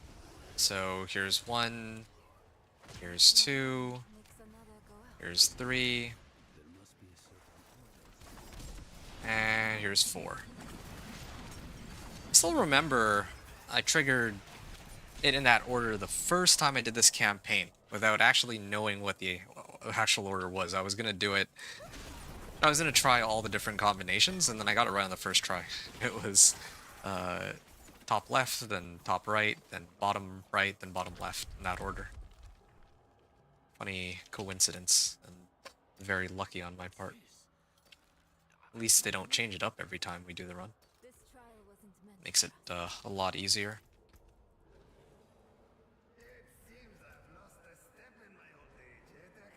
Right. Okay, and then they're gonna spawn another one. Oh, maybe I'll just wait.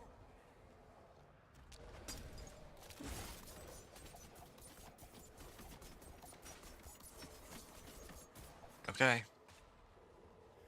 Vigo. So dark. I repented. Do you think I was too late? Mhm. Oh, Vigo. It was us who was too. Okay, where's the last Yorin? No. It's the one after Doran.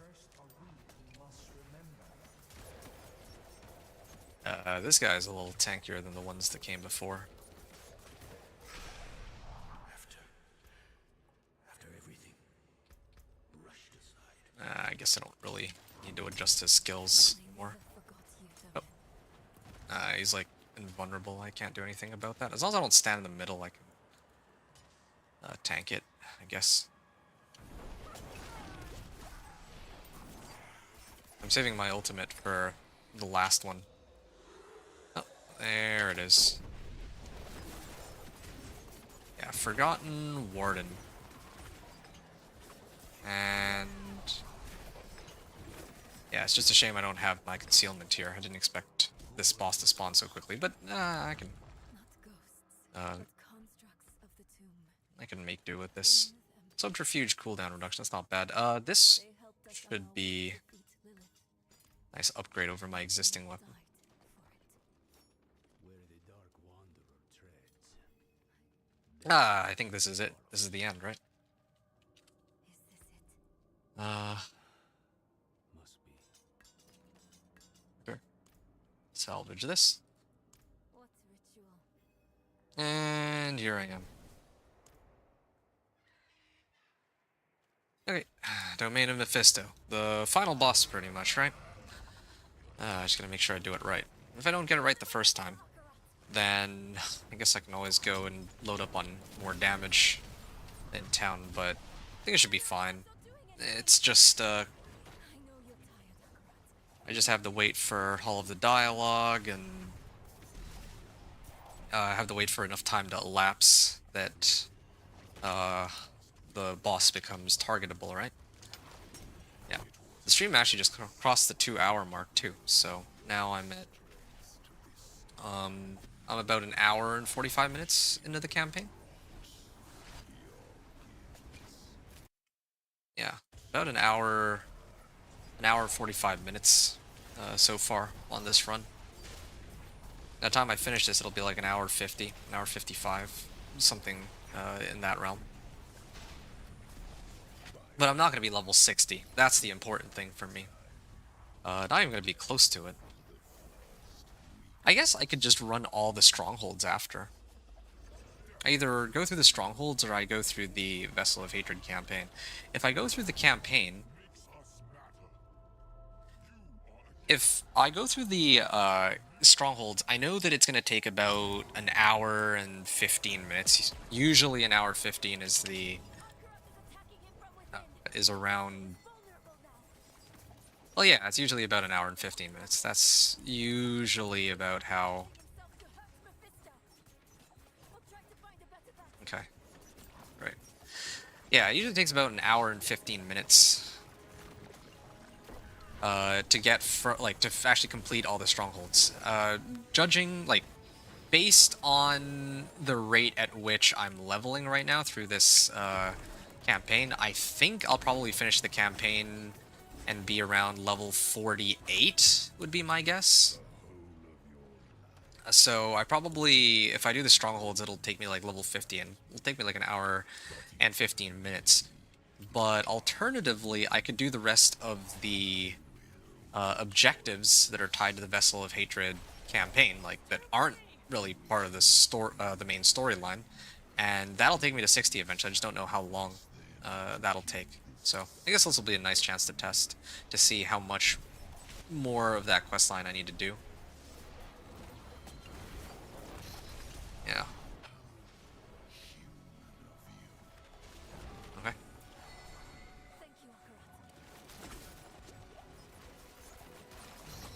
Hatred's vengeance. Hatred's fury. Good.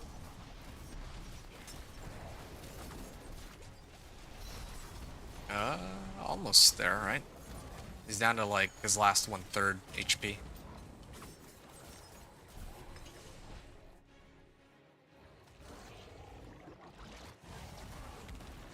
Okay. The seeds of Errol's betrayal were sown by your disregard for his precious betrayal. You placed your quest. Yep, staggered him, but there's still one more phase.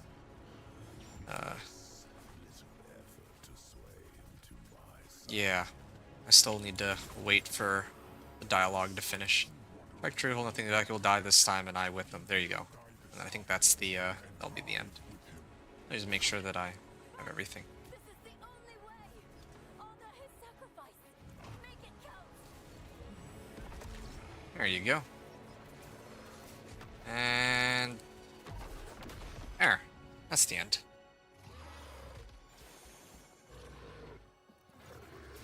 I don't think I have anything that I need to... Oh, I guess I could have looked through my sigils, seen which ones were useful or not. Oh, hold up. Rogue cloaking. What is this rune? Pock rune? I think that one is... Pock rune is if I use up a resource. I don't know if I can trigger that off of the like the Quacks rune I think I'm using to double my damage. Anyway, there's like ways to potentially make it useful, but I'll see what I have when I make it into Torment. Right now I don't really need to decide which runes I'm using. Stop running and face us. Oh, Arrow. There you go, level 46. Now what? This is for Spiritborn. Speak with Neyrel at the Herodic Vault. So I can go there. What? There you go. I'm gonna salvage all my stuff. I'm sure they have a blacksmith there. And through, like, during the dialogue, maybe I can sift through whatever sigils I have. I don't think I have that many, though. All junk. Oh, there is a treasure goblin here. Oh, now that is a useful one. Curious Merle. There you go. I didn't really get that many obols though. I think this bag of obols gives me a bunch. Unless they nerf that too. Because I don't recall getting this few obols. Like, I know it's normal mode, but... yeah, I think the bag's supposed to give a lot more, if I remember right. I need that bag later, to get, like, important gear. Like, any uniques that I'm missing. But I don't think I'm going to be missing any uniques, since I have so many boss sigils from, like, the first couple minutes of this run. It's so weird that in my first, like, 15 levels, I was... Like, those sigils were dropping like candy. But then all of a sudden, when I reach, like, level 15, they, like, don't drop anymore. At least that's what it feels like. Okay, I got 3 points. Yeah. Increased damage after evading. Oh, weapon mastery, yeah. Let me, grab that instead. I'll worry about caltrops after. Lorath left a letter for you. Oh yeah, I guess I gotta search all this stuff first.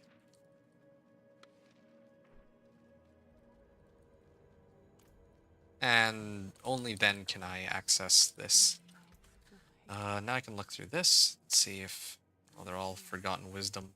All of them Forgotten Wisdom. Alright, well I guess I keep all of them then. Hawk Rune... Restore Resource. Can't believe you actually found her. This is the last of it. Friend of a friend. Ooh. These are some nice upgrades, potentially. Speak with Prava at the, place that this whole thing began. Yeah. I don't think that there's much other dialogue.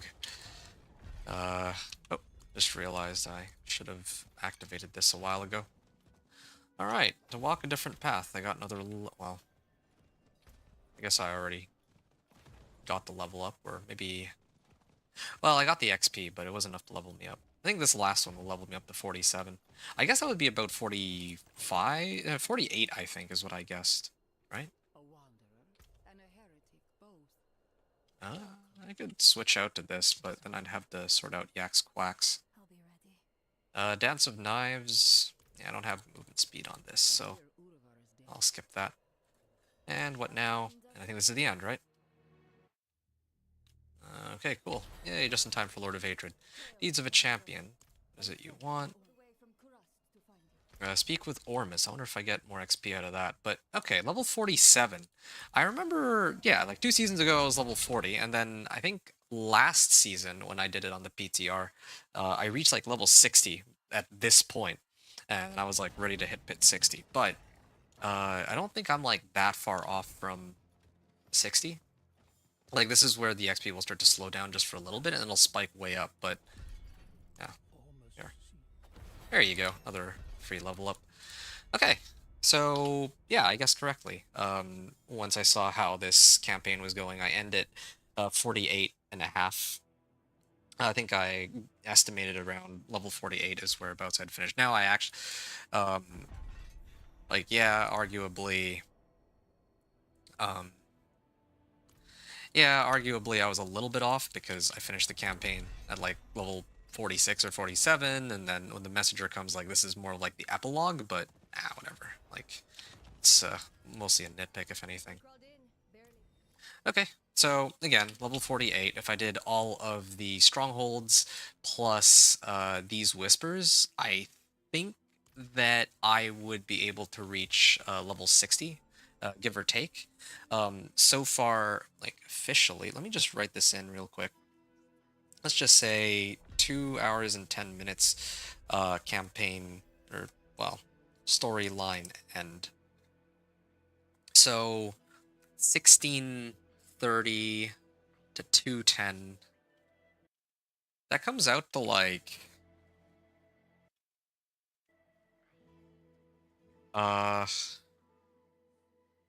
like an hour and 55 minutes to reach level 48, and then another like hour and 15. So I'd basically be at 3 hours 15 minutes. I wanted to get to like under 3 hours ideally, but I think that won't happen if if I do the stronghold routine, because I know roughly how long that's going to take. It's very consistent, and well, yeah, it's very consistent, right?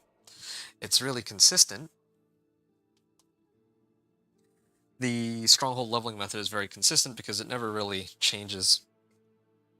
Even between builds, the bosses just get one-shotted. So I know that regardless of what build I use, if I'm starting it around this level of power, then it'll bring me to roughly level 60 in like an hour and 15.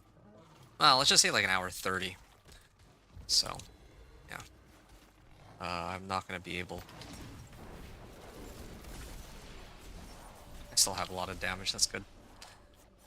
Yeah. Not gonna be able quite to reach it. So the only other way that I might potentially be able to top the stronghold leveling method for XP is by running... Oh, yes, Odious Sector. This comes with plenty of materials. Okay, maybe not nearly as many as I was expecting, but ow, that was a lot of damage. The Angel Breath should help me, because I need to make like elixirs and incense later, so that's nice to have. Free the villagers from the cages. Yeah, they do hurt now, though. They're gonna hurt for a little while because, again, like, level 48 to 52 is where the scaling starts to get a little weird and all the numbers start to go way up. Free the villagers from the cages. Okay. Oh, shoot. Yo. He almost killed me with that.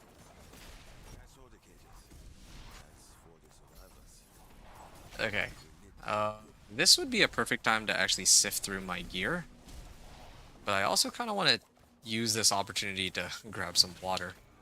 Feeling like I could use a bit of a breather here.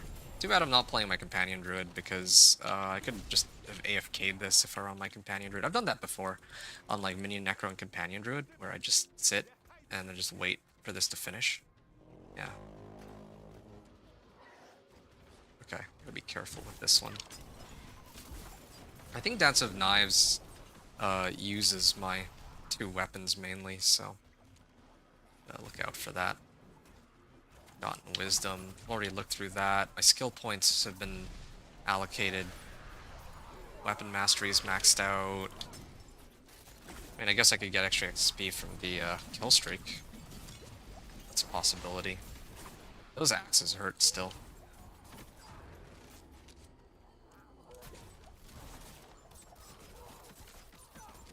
Okay.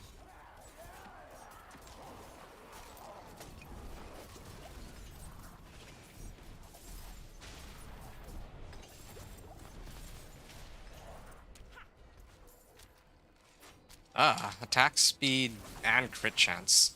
That's actually a pretty big upgrade over my current gloves, isn't it? Actually, yeah. Let me switch. Yeah, that's a pretty big difference in damage. Like crit chance and attack speed? And max life? Get behind that. I can look through this and see. Salvage all of these. Smoke grenade too, huh? Slay the remaining enemies. Oh yeah, they're draining out my energy here. That's fine, I think. Oh, there's some more enemies here. Come on. Where's the last monster? Okay. Speak with Kaitse. Yeah, okay, sure. Life on hit is pretty useful too. Alright. Right. I can enter the caves now. I haven't leveled just yet. Explore the caves.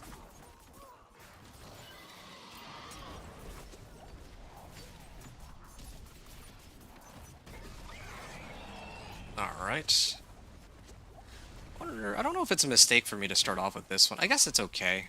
This will bring me to like level 49 or so. Yeah.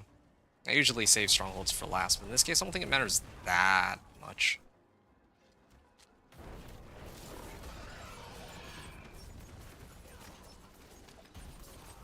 Alright, destroy pillars to collapse the cave. Don't need to hit every pillar.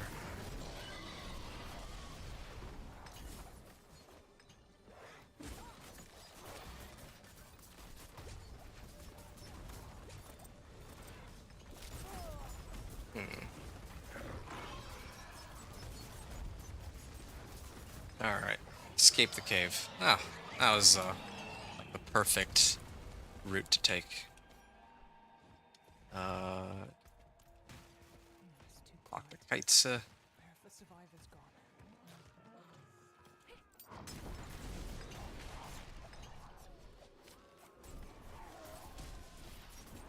Okay.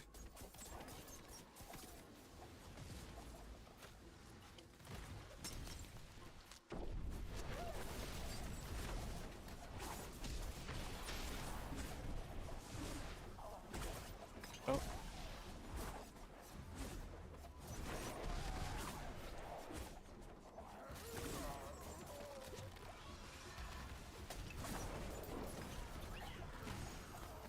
And for an ascended being, if all he can do is just teleport around, I'm not impressed. Alright. Ouch. Just had a random thought. I wonder if they're ever going to bring back some of the previous seasons, like the boss season. I know not too many people were pleased with that season, but I'm not, actually kind of enjoyed that one. Same thing with the Tree of Whisper, or the Witch Powers season. With all the, not just the Witch Powers, but the Whispers and all that too. I wonder if they'll ever bring that back. Or even like the season of the Construct. Yeah, that was another one too. A lot of people hated that season, but it might be nice to get those Roderick Vaults back. Okay.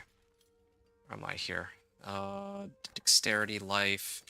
I'll salvage all of these for now. Trap augments. Grasp of Shadow. Now, this is another amazing unique. Because it has ranks to marksman and cutthroat skills, and attack speed and crit chance, so that works really well with Dance of Knives. There's better aspects and uniques, I believe, that are available, but the affixes on this make it, just by itself, it makes it worthwhile to consider using, at least as a temporary measure. And there's like shadow clones too. Anyway, alright. I did what I needed to here. So now I can go back to Gurast Bazaar and complete the questline Tenets of Depravity. And then later after that I can sort out the whole situation with the dungeons and all that. Questline Tenets of Depravity. Scales of History, Scout's Honor, Pit of Anguish. Okay, hold on a second. Here. It's over here. I see. Is there a faster way to get there? Or do I? I guess it'd be slightly quicker if I go in from here.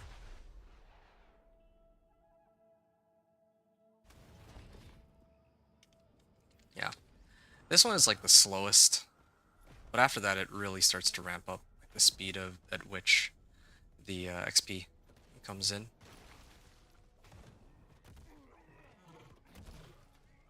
And all the dungeons are like the same thing too. You just have to go through 2 areas and then you fight the boss.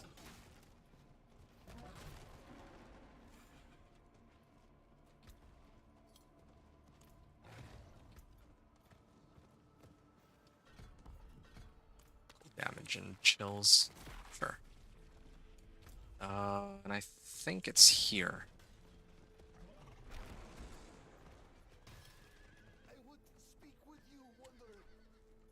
What's going on here? Okay.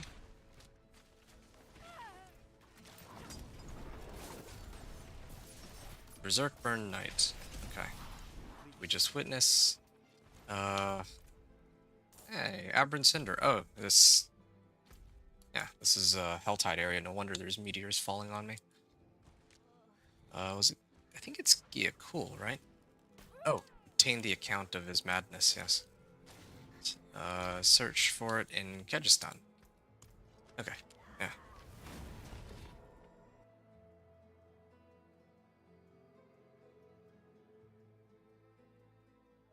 Let's finish this up.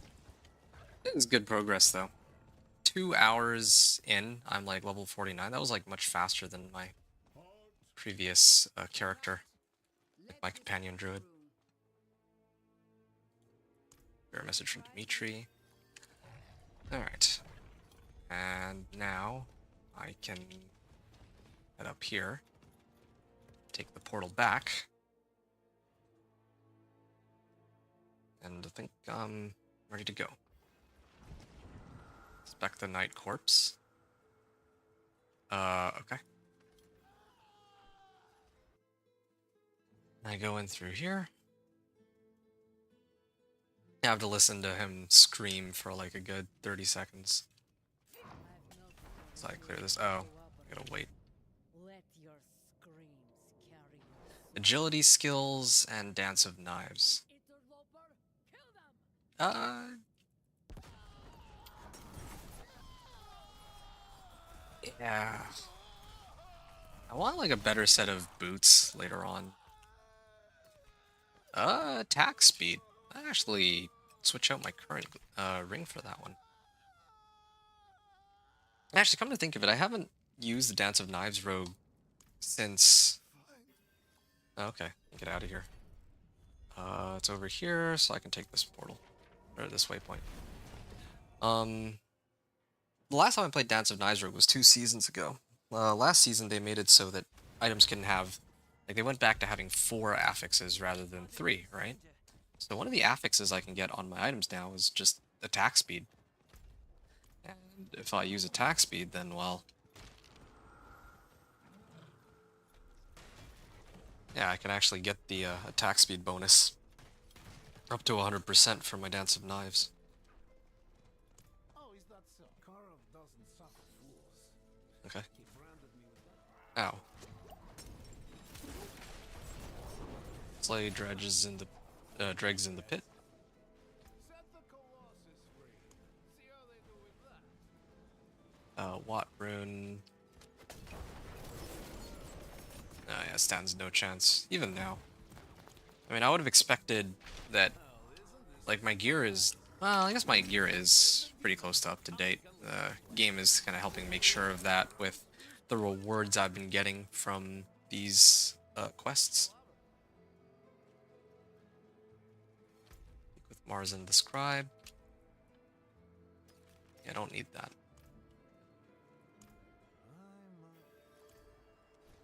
Search for the entrance to Temple of the Profane.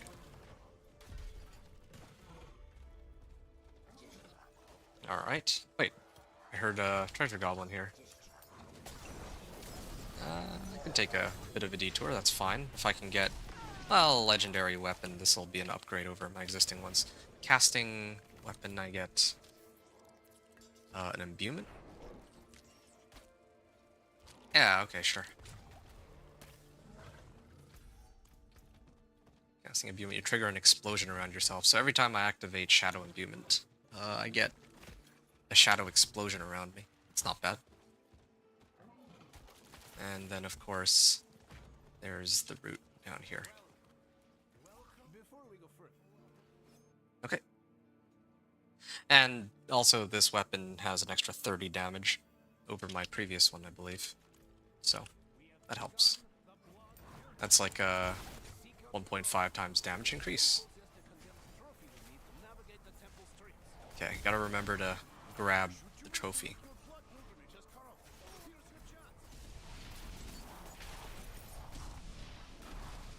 Okay, so I just gotta send up this ladder here. And There's some dialogue here. I do admit, it would have been nice if they had made it so that we don't, like, that we hear the dialogue, but we can fight them while they're giving the dialogue. Like here, it's like, we're forced to sort of listen to it. Okay, this is my first one. And I'm gonna head down here. More ranks of Dance of Knives, that's good. I don't know why I can't move my one item. Survive the Chamber of Slaughter. Alright, just gonna take these ones out.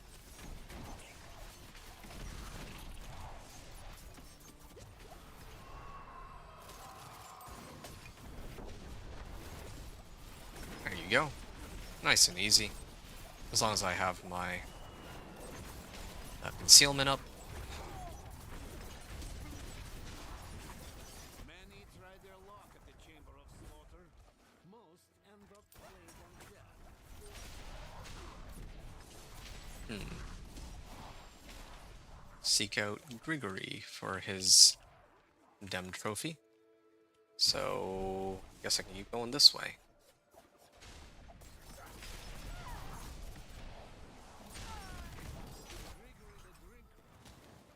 Enter the Altar of Oblivion.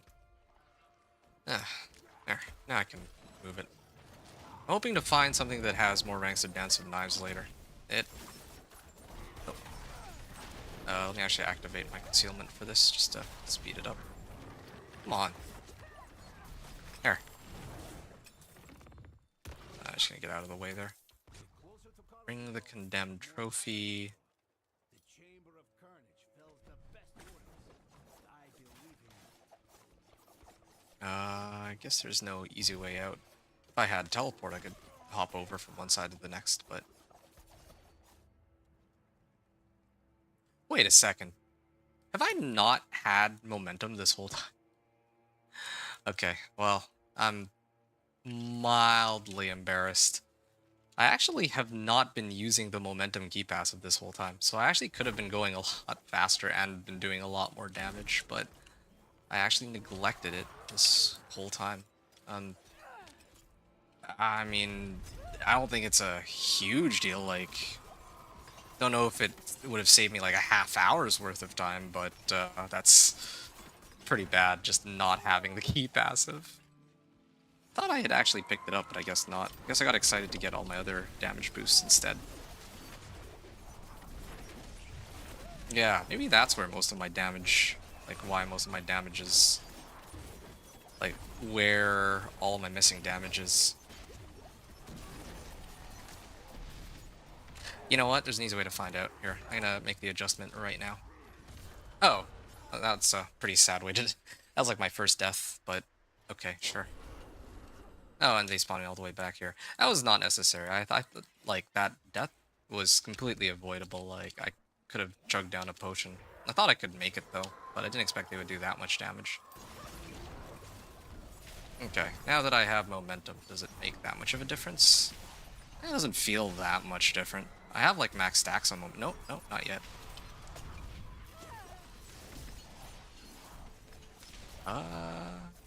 Okay, so I have max stacks now. My movement speed should be also really high, too.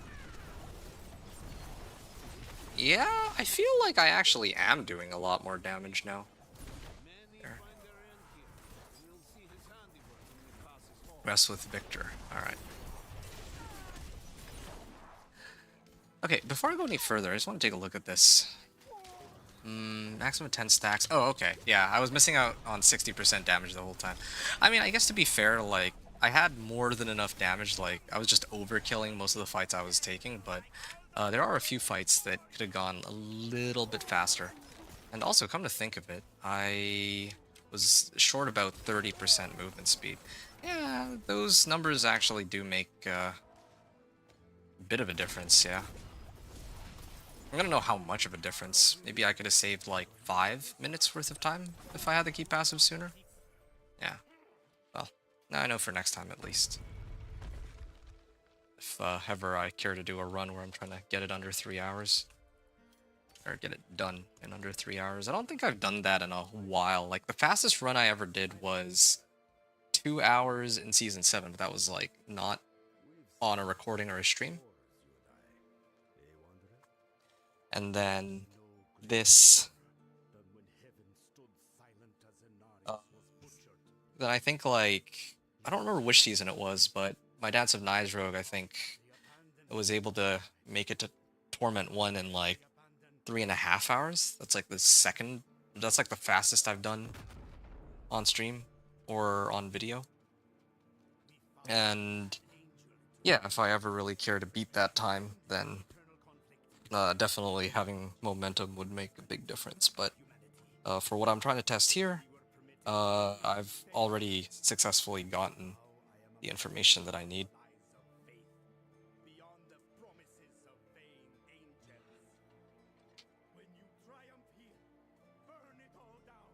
Okay. Yeah. This will get me to level 50, too. Done. Level 50. Worldly Endurance. Let's go. Hey, +2 Dance of Knives. Yeah. I want this, but I also need to adjust... I'll have to do that... Oh, hold on a second. Where's the nearest... Maybe Iron Cenotaph. Yeah, let me do that one first. Okay. Questline Tenets of Depravity is complete. And now I just need to do 3 dungeons, and I think I get a couple levels, and then all the ones that come after are significantly quicker, if I remember right. This will take me to close to 60, and then when I make it in Torment 1, I can do the remaining quests to get a stack of 750 item power equipment. Yeah. Heck, I could actually even finish it now. Potentially. That would give me the gear that I need. Like, well, it's nice to complete it in Torment, because if I do it in Torment, I think I get a guarantee, or I actually have a chance to get Ancestrals. If I turn it in normal, I don't think I have that. Like, you can't get Ancestrals in normal, so I don't think they let you have it. But if you clear it in Torment, then, yeah, then you can actually get your 750s, and you also get an Ancestral to boot.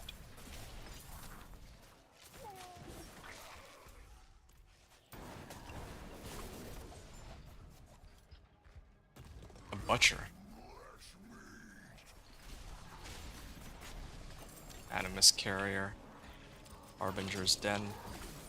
Yeah, maybe these dungeons just make it a lot more likely to get the bloodied sigils. Okay, killed him. Hey, chance for knives, Dance of Knives deal double damage. And a Scattered Prism. Well, it's kind of a big deal. This, yeah, that recipe's kind of a big deal, because now I can throw that on my bow and my knives, and then my Dance of Knives will have pretty much a guaranteed chance to do double damage. Well, maybe not guaranteed, it's gonna be like... trying to remember the math on it. 30%. It's gonna be about like 60%, somewhere between 60 and 66%, like somewhere around there. I think, yeah. So 60 and 68% chance, I think. So that'll be a huge boost in damage for me, but I'll only really worry about that when I get closer to like my closer to Torment 1. There you go. Don't care about any of that. Just need to get through this dungeon as quickly as possible. Oh, speaking of which, let me just get my Shadow Clone up. Alright, that's one down. Assassin Augments. Get rid of this. Alright, I'm gonna get out of here.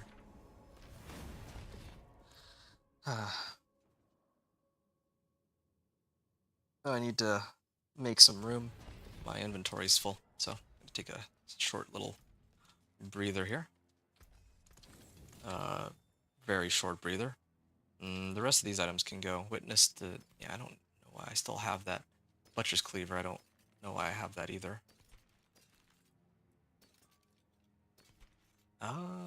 This is a pretty big damage boost, or stat boost by itself. Again, I could upgrade this one. I'm gonna get rid of. Dance of Knives, that's not bad. If it comes down to it, that's all I have left, then I will use that as my go-to boots. But otherwise, if I can avoid it, then I will. Alright. Yeah. I'm gonna... Well, since I'm already here, I might as well hit the closest dungeon to this town, right?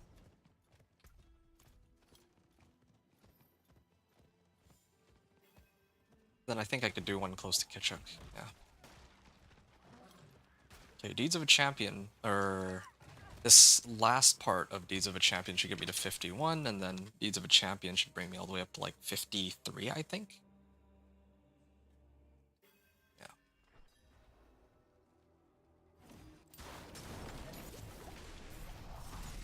Alright, at least I don't have to go through any sorts of like upstairs or downstairs. It's another upside of these in the Hantu dungeon. Nope, I will skip that because I don't think that makes a difference in how the run...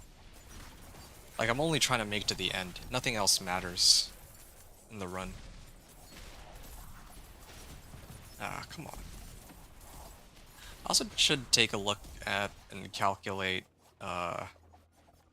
if I've reached 200% movement speed yet. Because if I'm not, then you have a bit of a problem. I have 30% from Momentum. I have 20% from Dance of Knives. What does my boots give? 20%. Let's just round it to 20%. I think that's fine. So I'm at 170% at the moment.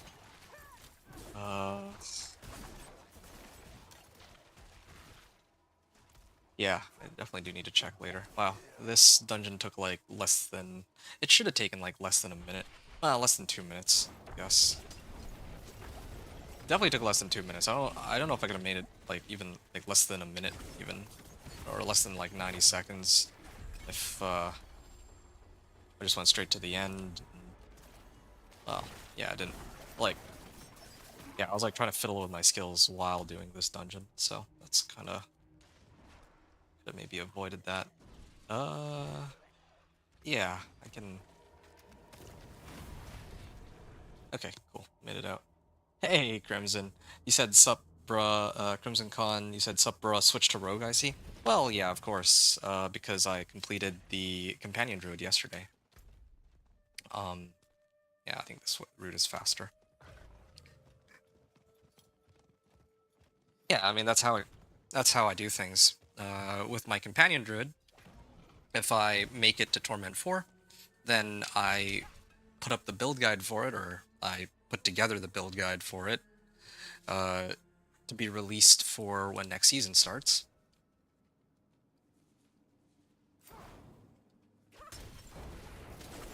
There we go. Yeah, so I put together the build guide, and I schedule it for the start of, like, a little before next season begins, right? And then I move on to the next character to try to write another guide for another character that could use it. Yeah, that's how I... Oh, Malignant Burrow. Use that. Nice. That has a lot of items I could salvage, potentially. But yeah, what was my main in Season 11? Companion Druid. Yeah, no, man. Companion Druid is always my first and my main for every season. Like, ever since Season 2. I played Companion Druid every season, but I didn't main it until Season 2.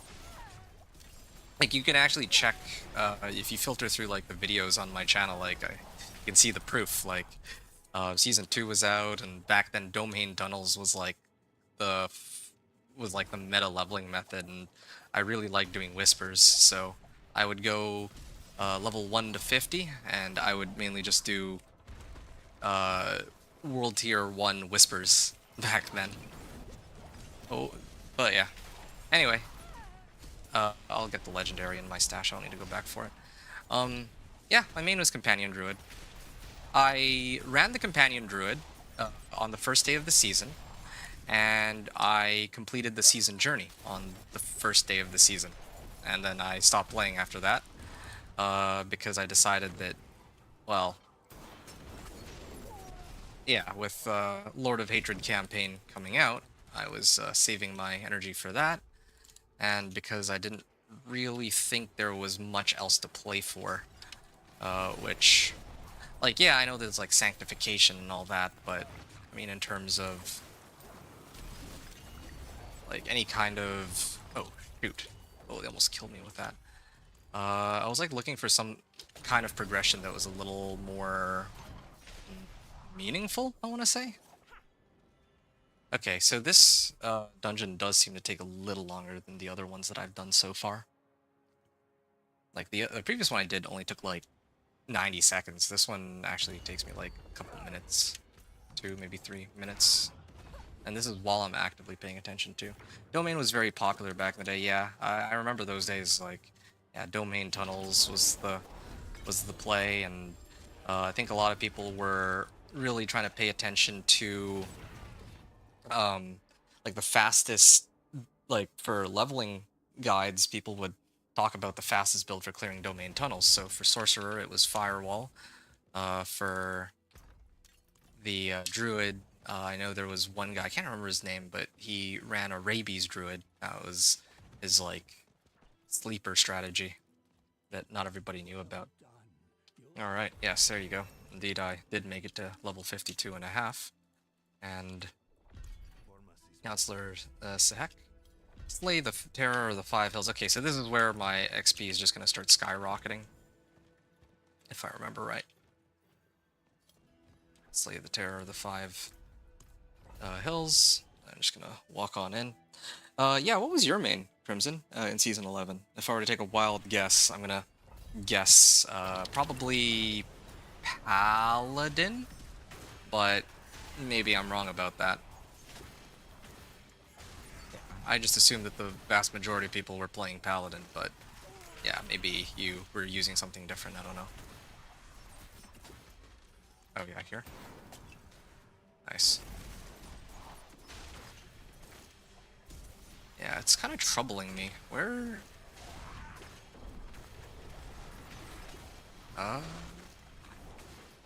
exit the Undercity. Alright. Back I go. I want the movement speed stuff. Yeah. But, yep, was Paladin, yeah, I believe that. Switch to Sorcerer and stay on her. And I think, like, refresh me, was it Crackling Energy you were playing? Or was it something else? I gotta talk to Ormus now, and I get, like, a free level up out of this again. Oh, there's no more, like, dialogue options, so... Deeds of a Champion, Tree of Whispers. Oh, I got, like, almost 2.5 levels out of that. Talk to the Tree of Whispers. Yep. Level 54 now. Well, basically 55. And then I gotta do all the Hell Tides and all that, too. Yeah. No, but this definitely takes a lot longer than it used to.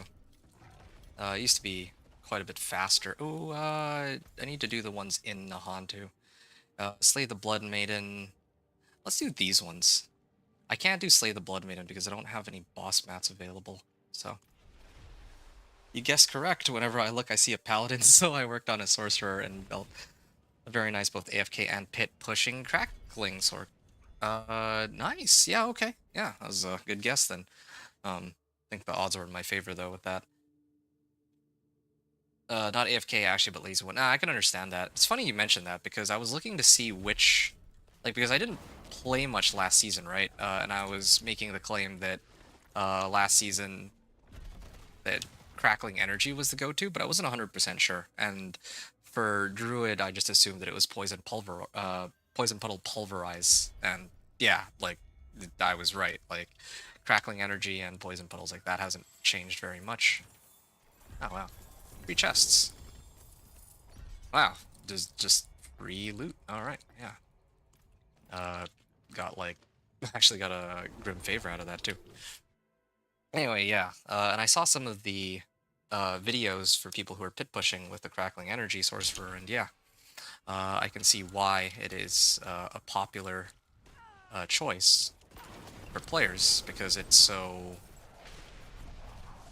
Well, yeah, it's a very comfortable build, and it does a pretty significant amount of damage. Not like paladin levels of damage, but like what can match to up to a paladin right now, right? Like they want it to be as overpowered as can be, and I don't blame them. I think that a lot of people prefer that. Like they want to play a new class and feel like it's actually strong. If it's too strong, then yeah, like I don't think people will mind too much. Like the build has to live, or the class has to live up to the hype, right? So your 3 golem necro was a hard hitter too. I really like that build too. You know, this new unique mace. Yeah, that was the one which gives you access to like multiple it gives you like multiple golems, right? Because normally you can only have one as a necro, and then yeah, you can actually get yourself like 3 instead. I remember they added that, but I never actually got to really mess around with that golem mancer. Same thing with that new sword they released back in like season 9 too. Uh, Sangavor Blade of Zir, I think it was called. Yeah, glad you had some hard hitters though. Yeah.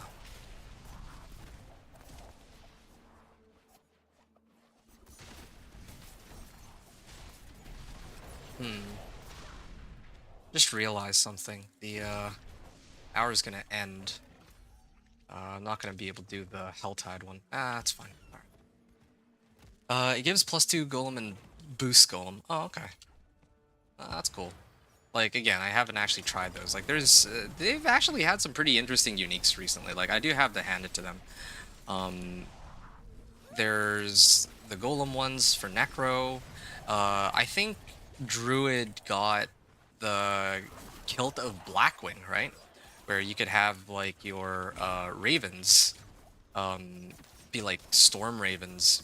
I never really got to play around with that properly, and you know, because I always play companion druid, but more specifically, I'm always playing a companion wolves druid. But you know, some people were asking about the ravens companion druid, and I was kind of at a loss. I was like, oh, yeah, I actually don't know how strong it is. I don't know if it's any good. I know that on the PTR it was broken. Like there was like a bug with ravens where you could actually hit like pit 150 because it was doing like, you know, infinite damage. But that's not. I mean, I'm not counting that in this case, of course. Tortured gifts opened. Okay. I will try to do that one last. Blade of Zero was a total disaster. Never found a way to use it. Yeah. I know there was somebody who was advocating for it being pretty good if you set it up a certain way. I don't remember the specifics though. Sorry, maybe it's not Blade of Zir. Which is the one for, like, I haven't played Necro for like 2 seasons now. I kind of gave up on Necro because I feel like if people want Necro content, they're either gonna go to Ponyhoff or Macro Bio Boy. So I didn't really. Hold on a second. Invoke rituals, slay harbingers. Yeah, I'll go this way. Yeah, so because I feel like there's other much, I mean, I want to even say better alternatives for content for Necro, like regular content. I decided that it might be better for me to focus my efforts on playing like the other classes. That's why usually I prioritize Thorn's Barb and a Companion Druid now, because I'd rather prioritize focusing on the builds that I know that, you know, other people haven't actively made content on, if that makes sense. But anyway, what was there was like another unique that was released for skeleton mages. Which one was that? I think it was a set of gloves, right? Like Hand of Naz, was it? Yeah, Hand of Naz was the other one I wanted to mess around with too. Like I remember when the game first came out, I wanted to kind of be like the summons guy, right? Like I wanted to. Oh, okay, yeah, I'm done. Okay, gotta get out of here. Oh, ouch. Am I dead? This is normal mode too. I can't even survive in normal. Hold on a second, actually. Yeah, let me just get the Kurast Bazaar first. I wanted to teleport to Tree of Whispers directly, but I don't have a safe spot to do that. Next, Thornbarb, I guess. Okay, so it's funny you say that because I'm actually not sure. Like, okay, hold on. When you say Thornsbarb, do you mean like a unique fort, or you mean like the next character I make on this PTR? Ah, whatever. I'll just trigger it. I want to get this over with. Collection of two-handers, yes. I regret that. I should have done one-handers because I need. I think the Dance of Knives skills with one-handers. It's a mistake on my part. Yeah, it's fine. Hand of Naz. Okay, only skeletally mage setup. It was good in this season as well. Still viable build. Oh, nice. Okay, I'm glad to hear it. So, what's the strongest necro build right now? I didn't actually take a look at that. You seem to know a lot more about it than I do. The Hantu has drawn the attention of the Tree of Whispers. Okay, 2 more levels. Travel to a Helltide region. Yeah, this is about to end. Open 5 Tortured Gifts, slay a Blood Maiden, slay Duriel. How would I slay a Duriel, though? Yeah, that's weird. How do I slay a Duriel?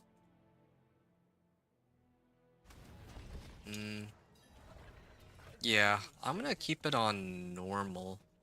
Oh, kind of greedy, though. How much time do I have left? I have 102 cinders. Yeah, and only 2 minutes. Yeah, I don't think I have enough time to get everything.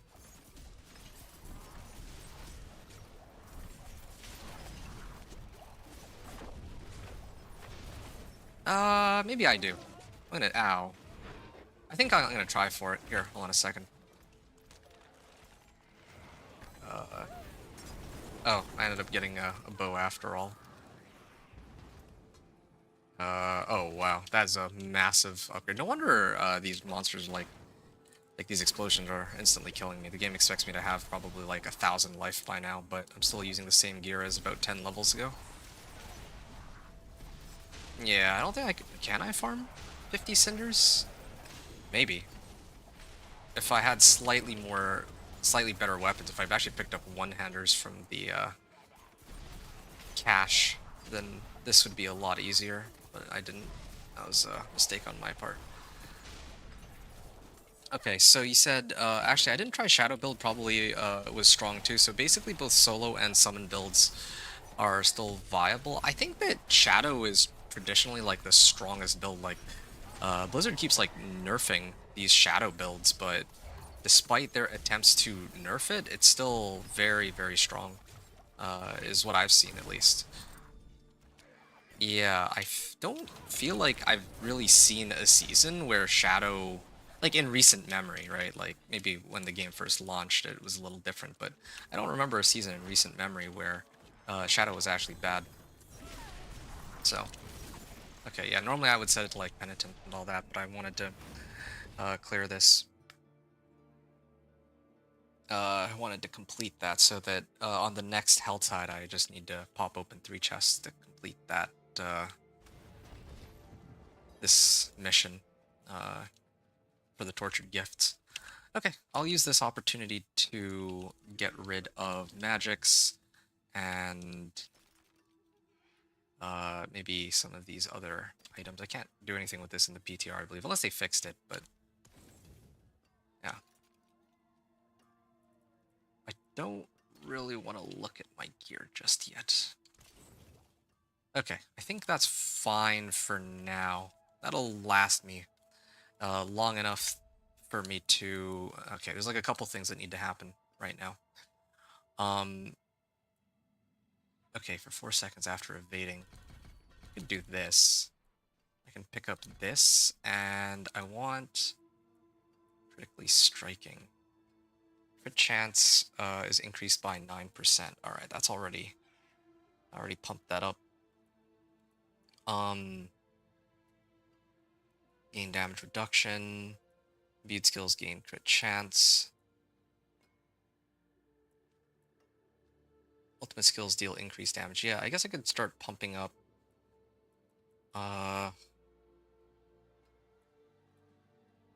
Yeah, this is where I could consider reworking my build so I can get like cold imbuement for more damage. That was an option. But until then, I can, I think, focus on getting more ultimate skill damage, I guess. What's my movement speed at? 135% base movement. Plus, I don't even know where I'm getting 135% from, but sure. I'm not complaining. 20% from this, and then 30% from my key passive. Comes out to like 190% around there. That's not too bad. I can live with that. Okay, so now I can use this opportunity while I'm waiting to turn in the PvP whispers and be done with it. You said Compa Druid Guide would be good. Am I on Mobalytics or Max Roll? Max Roll, actually. Let me link you to my Companion Druid Guide. It's a little outdated, though. But I also, like, when I do my build... Oh, ouch. Almost killed me with that one hit. With that first hit. Yeah, when I do my build guides, I usually do it in a video format. Like, if you take a look at the videos that I've released on this channel, like the most recent one that oh wait, where's the, oh, it's like missing. It's supposed to be like around here, but I don't know why it's like gone. Last time I played, I just assumed that another player used it, but 2 in a row is a little bit suspicious. So I guess I can go down to this altar.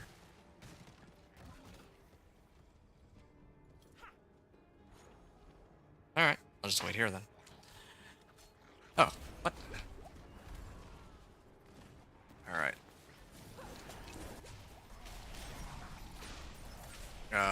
Yeah, these guys are like actually killing me. I mean, close to killing me at least. Yeah, like they actually hit me and I almost die. I'm actually genuinely a little upset. Ooh, daggers. Okay, this would be an upgrade. I don't even need to look at it. I already know that that's got to be an upgrade. Actually, I should probably take a look at what gear I have. I'm sure that I got, like, improvements across the board. Yeah, that's like an extra 80 life right there. Just that one item. Another dagger, but this one's pretty weak. Ooh, this one's much stronger. 300 life. Yeah, okay, that should help. Alright. And then I can do one more here. I still have like another minute before the next boss spawns. Time to check my PTR Paladin. I'll stop by later. Cheers. Okay. Yeah. Take care. Thanks, Crimson. Hope you enjoyed hanging out. It was a fun chat. And maybe I'll see you tomorrow when I do Torment 1 to Torment 4 with the Dance of Knives Rogue. Which, again, like, earlier I was talking about, like, there's, like, go-to content creators for Necro already. But I don't know if there's too many people who do Dance of Knives Rogue as their go-to, because a lot of the pit pushers prefer other Necro or other Rogue builds, and this build usually gets I'll get sidelined in that regard. Okay, let me turn this in now.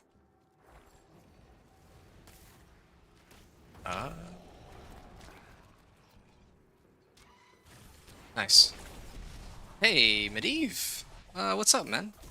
I'm just doing, so the Season 12 PTR is up for Diablo 4, and I did the Companion Druid, yesterday, like 1 to 60, and then Torment 1 to 4, and I even, finished putting together the video build guide.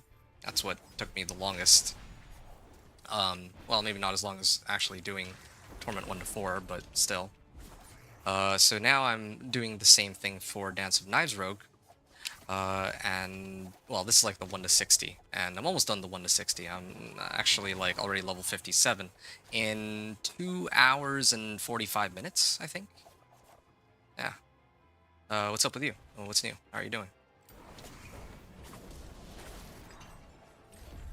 There you go.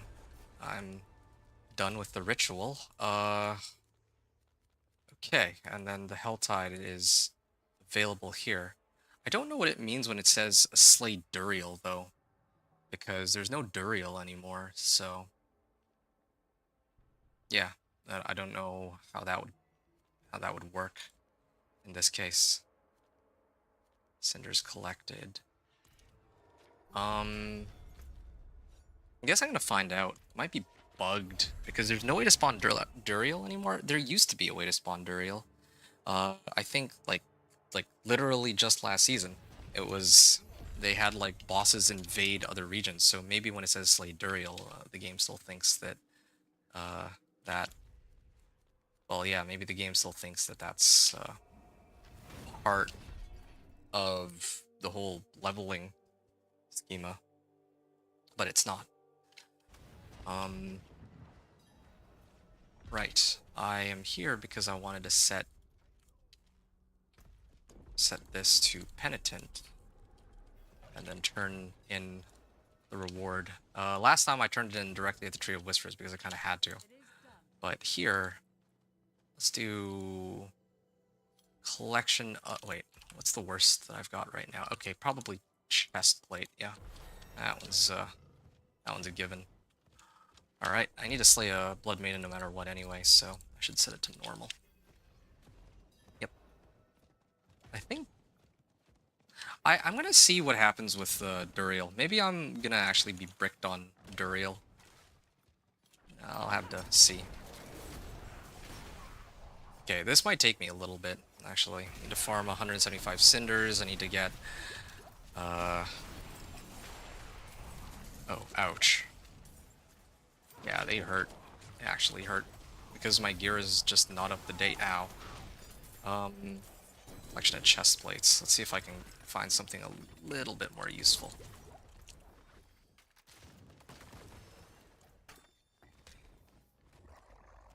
And...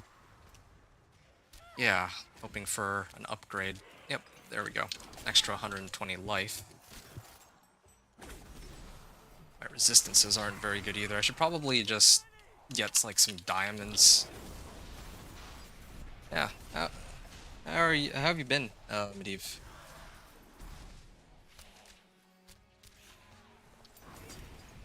I feel like I'm actually gonna reach 60. Like, I could probably just run like 1 or 2 strongholds and be done with it. Now that I think about it, I'm just looking at it right now, right? Like, just taking a look at the gameplay time. I'm at about like 2 hours and 47 minutes at the moment of gameplay time. If instead of the Helltides, I just did like the fastest available strongholds, I could get to 60 in like the next 10 minutes. Or I could have gotten there within the next 10 minutes, and then probably Pit would take me another 5 minutes, and then I'd actually be able to have completed this in under 3 hours. Although I guess I would still need to adjust my gear so I can actually clear Pit 10. But yeah, there's definitely room to get the run under 3 hours, which is what I was aiming for in the first place. And this is like with the first character. If you have like all of the I don't have any magics. I can get rid of, I don't know, this one. Toss that. Yeah, I think that there's like earlier I neglected momentum. Right? Momentum, key passive and all that.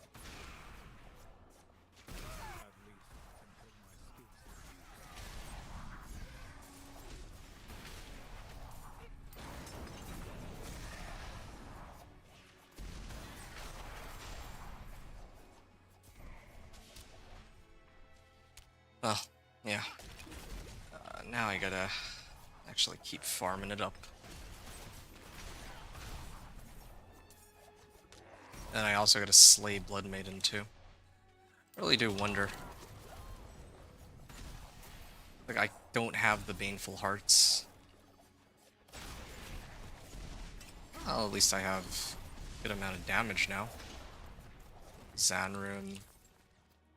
My boots need a better set of boots at this point. I could probably, well, I'm keeping them because I have movement speed, I remember now. Maybe my rings. Yeah, I need to switch out my rings next. I think that's where most of my resistances are supposed to come from. Oh, there we go. That's an upgrade. Where's my amulet? Oh, that's a pretty big increase. This one too. I don't think I have another ring. Okay, now they do like no damage because I actually properly adjusted my gear. Okay, weapon. I'll probably salvage that. I need to keep this one. Oh, this one's even better. I should even toss this. Dread Blame. Okay, yeah. Maybe when my threat meter pops, I can get some hearts from that. There. Now I don't have to worry about dying anymore. I have like 1500 life just by throwing on like the highest item power equipment. And I also have enough damage to dog walk everything, which is what I was aiming for in the first place.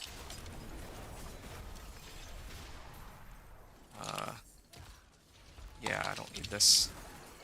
Oh, there's an event here. I might as well do the event while I'm hanging out.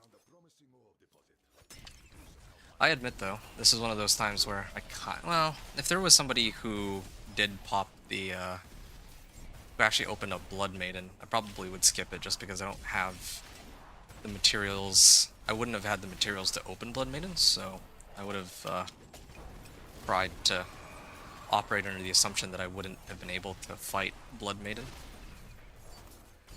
I'm gonna skip picking up items for a little while.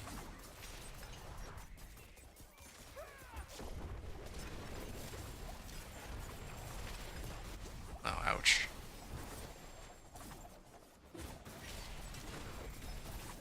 Yeah, I still have no Baneful Hearts. Maybe maybe the Legion event? Maybe the Hellborn might give it to me. I'll actually fight the Hellborn, I kinda have to. I need to pick up whatever will give me.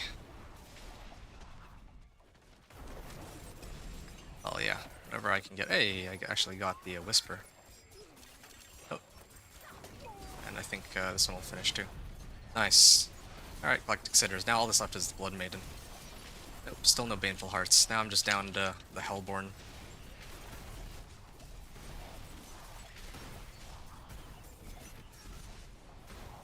Hellborn is the last.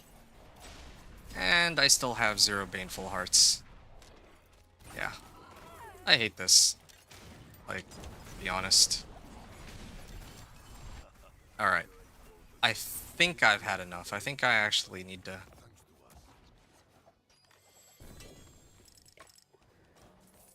Did I get any Baneful Hearts? I didn't get a single one. But I do have enough to open 3 Tortured Gifts. Alright, here's what needs to happen. There's like way too much stuff on the ground right now. Let me just check. All my items are rares, right? So... I hate these bloodied items. I actually feel like bloodied items are so... It's like another category that my... that when I try to sort items, like, it'll kind of skew how the items are ordered and organized. So it's a little awkward in that regard. I'm gonna salvage this. Ooh, max life, resistance to all elements. This is like all resistances. But I think my current one is fine. Oh! Yeah, Stolen Vigor aspect. Now that's a good one. I'll worry about that later, though. Max life, lightning resistance. Yeah, I could use that. Max, my current one's better, except that one has exploit, but still, I don't think that's worth it. Same thing here.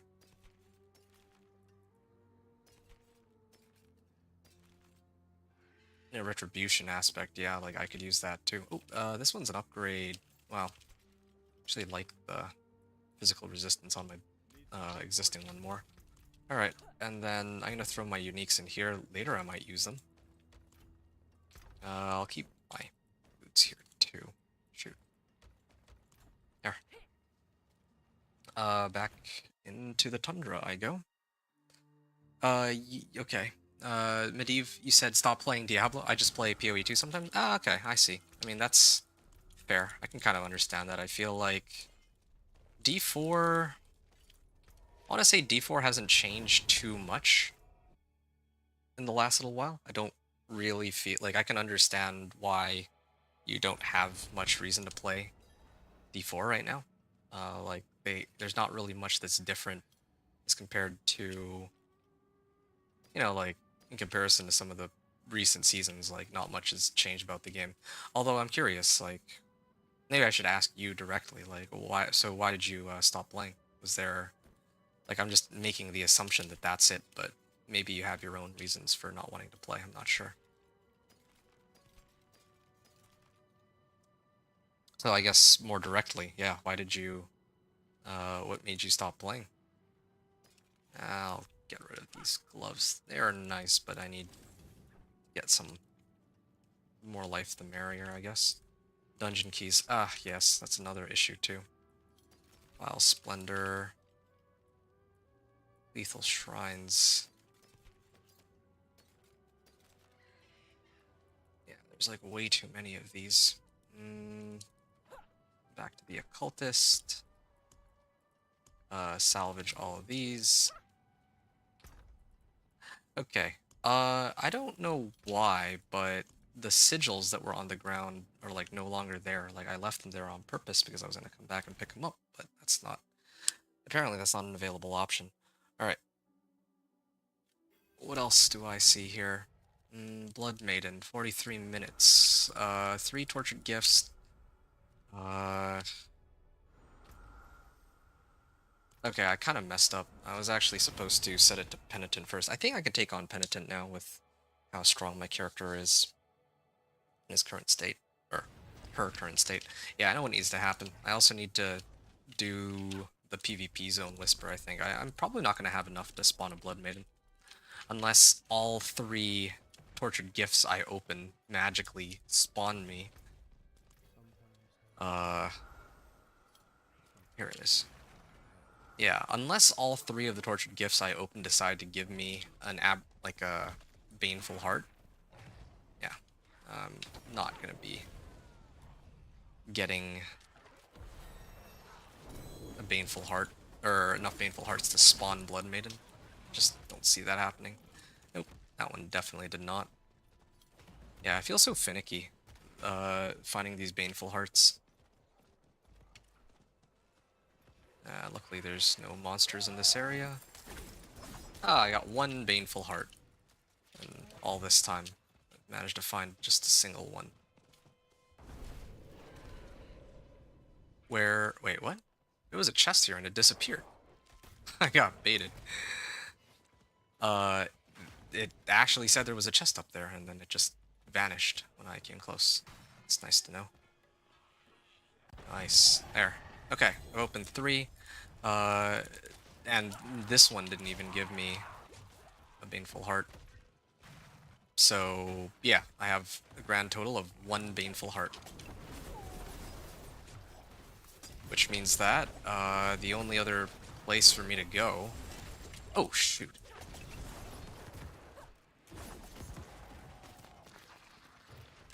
The only other place for me to go is the PvP zone, what I can tell. Yeah, I gotta set it to normal. But after the PvP zone, I had to figure out if I want to turn in my whispers, or if I should do some other activity like a stronghold to get to 60 instead. Yeah, it would be nice if this took me directly to 60, but apparently the game has other plans and ideas. Seething Abomination, alright.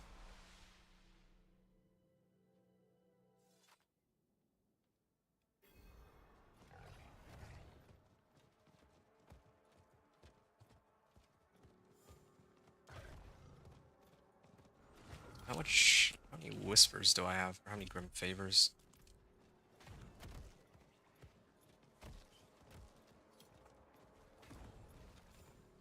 Yeah, I think it's fine. Alright. Yeah, okay, let's see how much this gives me. Probably not enough. Yep, I'm still short like half a level. So, knowing that I'm short half a level, I can either turn in my whisper now. Yeah, this is fine. I can either turn in my whisper now, or the other option is that I can pop open one of these. Forgotten Wisdom. Yeah, I think I'm gonna pop open one of these because I'm not gonna use it, right? Should I set to Penitent at least before I do? Yeah, I think I will. Okay, well, I just crossed the 3-hour mark on my gameplay. Wasn't quite able to make it to 60, but, you know, I'm okay with that. I'm okay with that just because, well, there were some mistakes that I made. But also, there's certain things that are different. That are different from what I expected.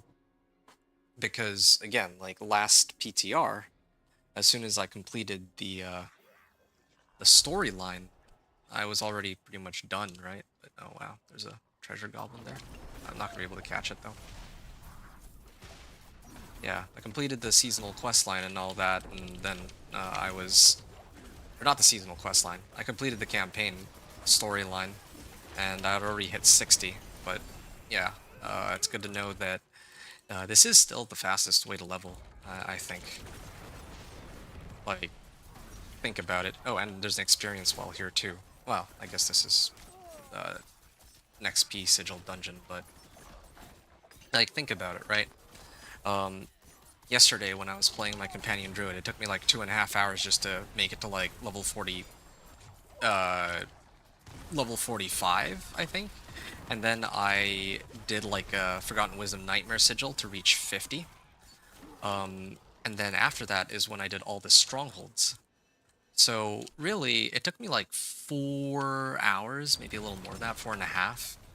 Now I could argue that I could have like, I took it a little slower than I did this run, but still, I'm shaving off like I'm clearing this in about 3 hours. Like I am actually going to reach level 60 very soon, probably in the next couple packs or so.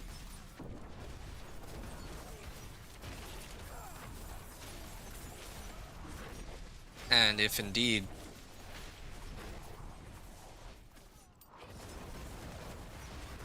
I am hitting uh level 60 in like 3 hours flat, right? Well, let's just say like 3 hours flat. I think it's basically 3 hours, like give or take, right? Then I'm still saving like an hour and a half. Like, it's 50% faster because I'm taking like 2/3 the amount of time. So, oh, okay, there we go. I'm done. I'm gonna get out of here now. Did what I needed to. Okay, hold on a second. I'm just trying to. Not really letting me leave, are they? Okay. Yeah. Concealment would have been nice, but I didn't have it up. Alright, I'm done, finally. Now, yeah, like I was saying, 3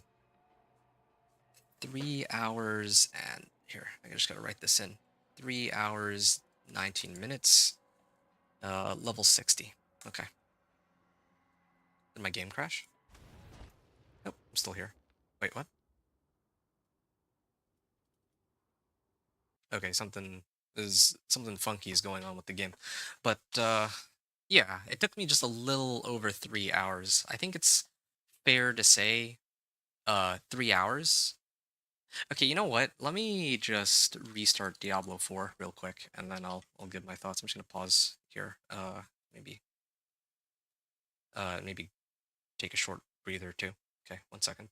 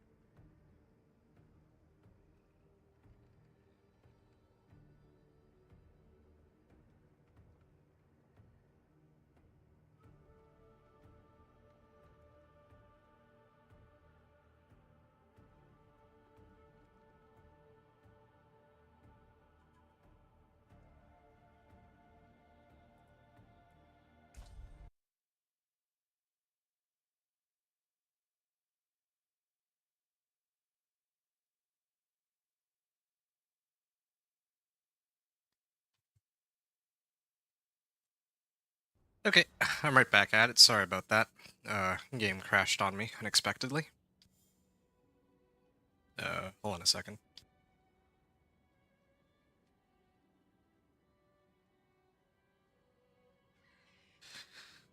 So, yes, right. I just hit level 60. I mean, this is perfect timing too, because that Forgotten Wisdom sigil, I guess, got used up. Before I turn in the Raven of the Tree, I'm gonna actually look at what I have available, because it's time for me to start prepping for the pit, right? So, first things first, I gotta look through the weapons. Oh, well, that's convenient. They already give me all three of the things that I'm looking for. I mean, it would have been nice if these came with a fourth modifier, but I think this is perfectly fine where it's at. Dexterity, life on hit, resource cost reduction. That's totally okay. I can replace resource cost reduction with life. And I think that should be fine by itself. Yeah, let me switch it. Max life. Okay, yeah. This one, damage over time. I'm going to switch that for life on hit. Nice. And then this one, I'm going to take out vulnerable damage and replace it with max life. Perfect. Exactly what I was looking for. And I'm going to use tempering first before I imprint the aspects that I want, assuming I even have any aspects at all to imprint, but yeah, let's see. 16.7%. 16%, so that already comes out to like 32.7. And then same thing with this, 31%. So 32 plus 31, I have like 63% chance for Dance of Knives to deal double damage. These were like low rolls. I guess I could like re-roll this. Ah, it's fine, I'll just leave it. That's okay. I can also add some sockets. Gotta do it in this order before I imprint, because once I imprint, it's just magically gonna get a lot more expensive. Okay, so that is for that's for weapons. Where's armor?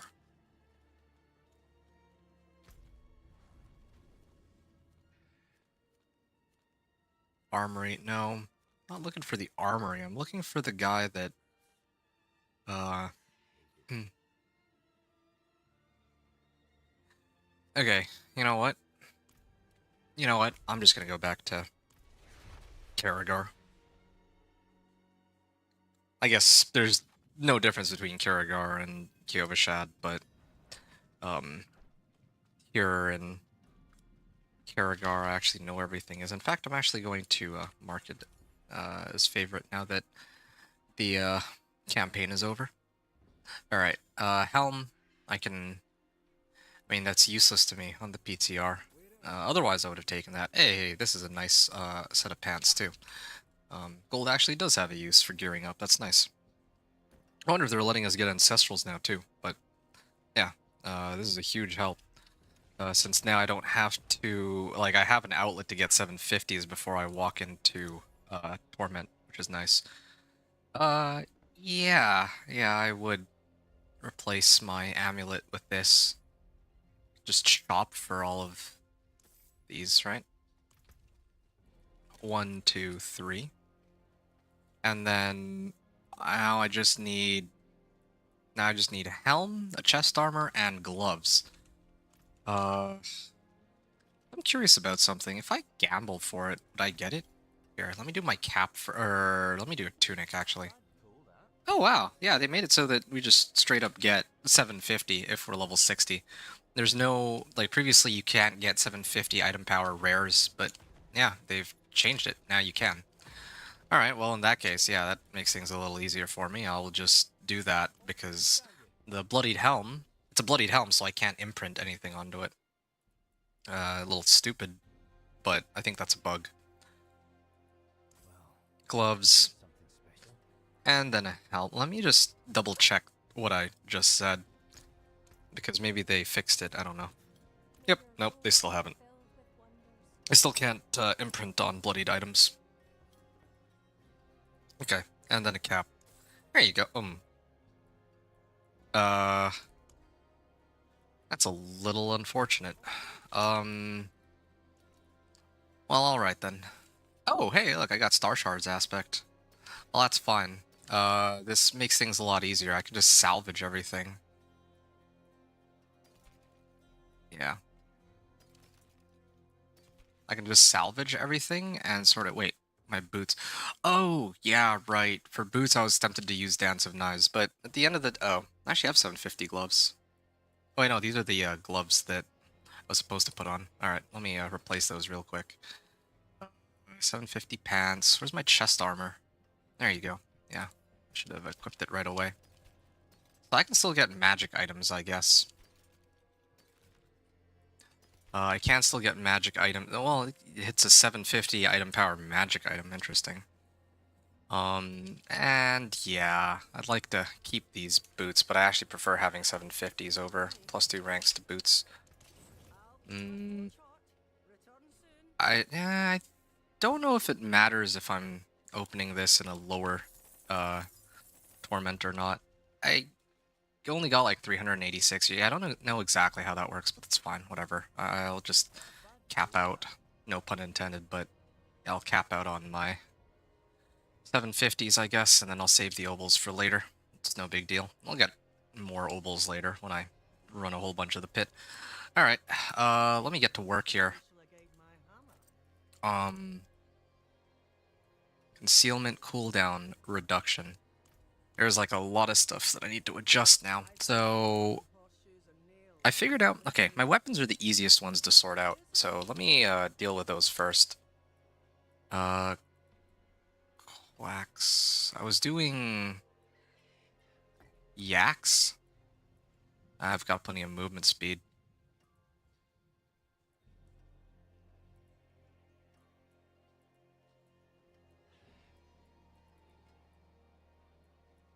It was like yaks quacks, wasn't it?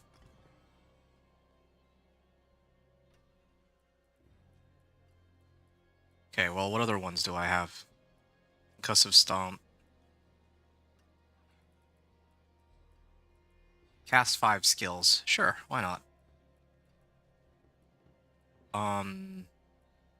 Gain crit chance. Well, I'm trying to rely on concealment for that. Maybe every time I drink a healing potion, I should get, like, Watt Rune instead to activate. For Execute.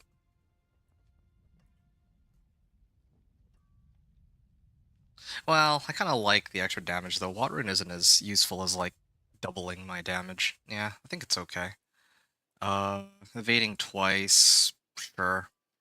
I don't need more crit chance. I don't need to restore resource. I'm not spending a resource, so who cares about any of those? I'm gonna add sockets to everything. Actually, that should be the last thing I do, now that I think about it.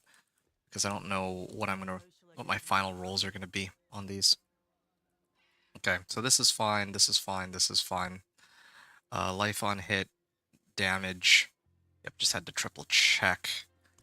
Okay, now I can actually start imprinting on my weapons. Star Shards. Oh, now consumes combo points, dealing 30% increased damage per combo point. Oh, they changed it. They changed Star Shards. Maybe last season or something. 30% increased damage per combo point, granting up to 3 additional charges. Okay, well, in that case, I should actually be doing this instead of Inner Sight, since I have Star Shards now. Yeah. I become unstoppable for 3 seconds every 6 seconds. Okay, well, I mean, Dance of Knives is also a cutthroat skill, right? So this essentially means I'm reaching 60%. 60% increased damage like all the time. Because momentum is pretty much up all the time. Also, yeah, the 30% increased damage is a static value, so I made the right call. Putting it on like a weapon. What other offensive aspects did I get? Increased potency, sure, I can consider that one. Blast Trapper. Well, enemies are unstoppable. Well, when are they ever unstoppable for me? Yeah, I could just do this one, I guess. If a boss gets staggered, could help. Okay, that's fun. That's fine and out of the way. This is decent. I could get better 750s when I make it into Torment, so... Vulnerable, damage, I can roll this off. It's really too bad that I can't complete the, this quest line, because if I could, and I could get, like, a set of 750s, it would save me a lot of trouble. I think they all come as, like, legendaries, too. But, anyway. Alright, let me roll this off. Life on hit. I could maybe do better than that, right? Yeah, max life. I was hoping for attack speed or crit chance, but, I mean, just make do with what I have. Oh, yeah, you know what else I can do? I can actually slap on Shadow Crash, Chilling Weight.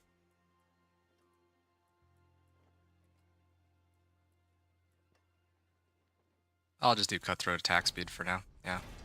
Because I don't really have attack speed anywhere else, so. Agility cooldown reduction, Subterfuge cooldown reduction is what I'm looking for. Just trying to reduce concealment. Actually, as a matter of fact, for concealment, utility... no, I guess I don't have it yet. Nope, I got nothing for concealment. Well, that's okay. In that case, I'll just have to make do with what I have. These are fine right now. I'm not going to be switching anything else out on this, so I'll put on the other... I already have Retribution, so it's Exploiters that I want. Let me just double check that. Yeah, I'm going to do Exploiters. Or... I mean, I think that's okay, sure.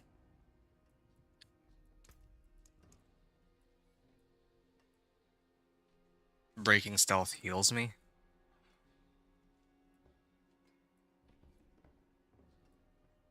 Protecting Aspect. Like, I actually have so many use. Like, if I was doing, like, a full-on speedrun, I should actually just skip all this. I should just have the 3 offensive aspects. I think already with this setup, I could probably take on bit 10.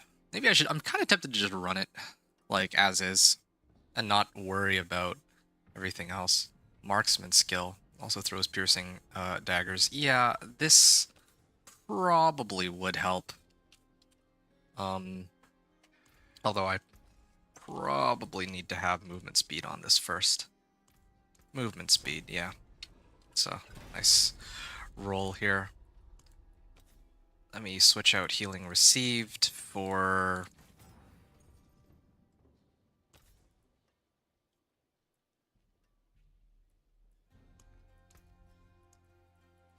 mobility. Yeah. Let's get mobility on this. And then on this, life per 5. Dodge chance. I mean, these are like temporary items anyway. Like, I don't know if I care so much. Maybe I really should just leave it. Might be overkill to like gear up everything. I have, like, as long as I have max life on everything, I think it's okay. That's like the one thing that really matters, I would say. Healing received, lucky hit chance. I don't think I'm really relying on lucky hit chance. Yeah, I'm gonna make sure that I have max life on everything. I think that's like the main thing that matters. Everything else is, like, I can kind of live without. Okay, sure. This one, though, I could use some dexterity. Yeah, max life, max life, max life. I could try to temper with max life, but I don't even think I have a good... I got like 27 to 41. That's pretty pathetic. If I had the legendary version, then that'd be great. Oh, concealment cooldown reduction might actually be useful. Yeah, concealment cooldown reduction. Now that I can kind of get behind. Concealment cooldown reduction. As a matter of fact, I have like a bunch of points still, don't I? These should actually all be in concealment so that I can activate concealment more often. Yeah, don't know how I'd completely forgotten about that. Alright, I got movement speed and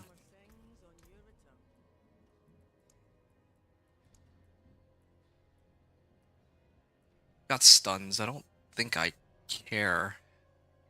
Yeah, mired. This is the one. It applies vulnerable. Sure. Yeah. Okay, that's fine. I can ignore these two. And then lastly, I have... Oh, that was a total misclick. Otherwise, movement speed was an available option. I would have taken that easily. 2 to alchemical advantage. What's alchemical advantage? Alchemical advantage, this one? Well, do I even do any poison damage? Magic is neither good nor evil. How may I help? Frigid Finesse? Yeah, why not? Which one's Frigid Finesse? I think Frigid Finesse is...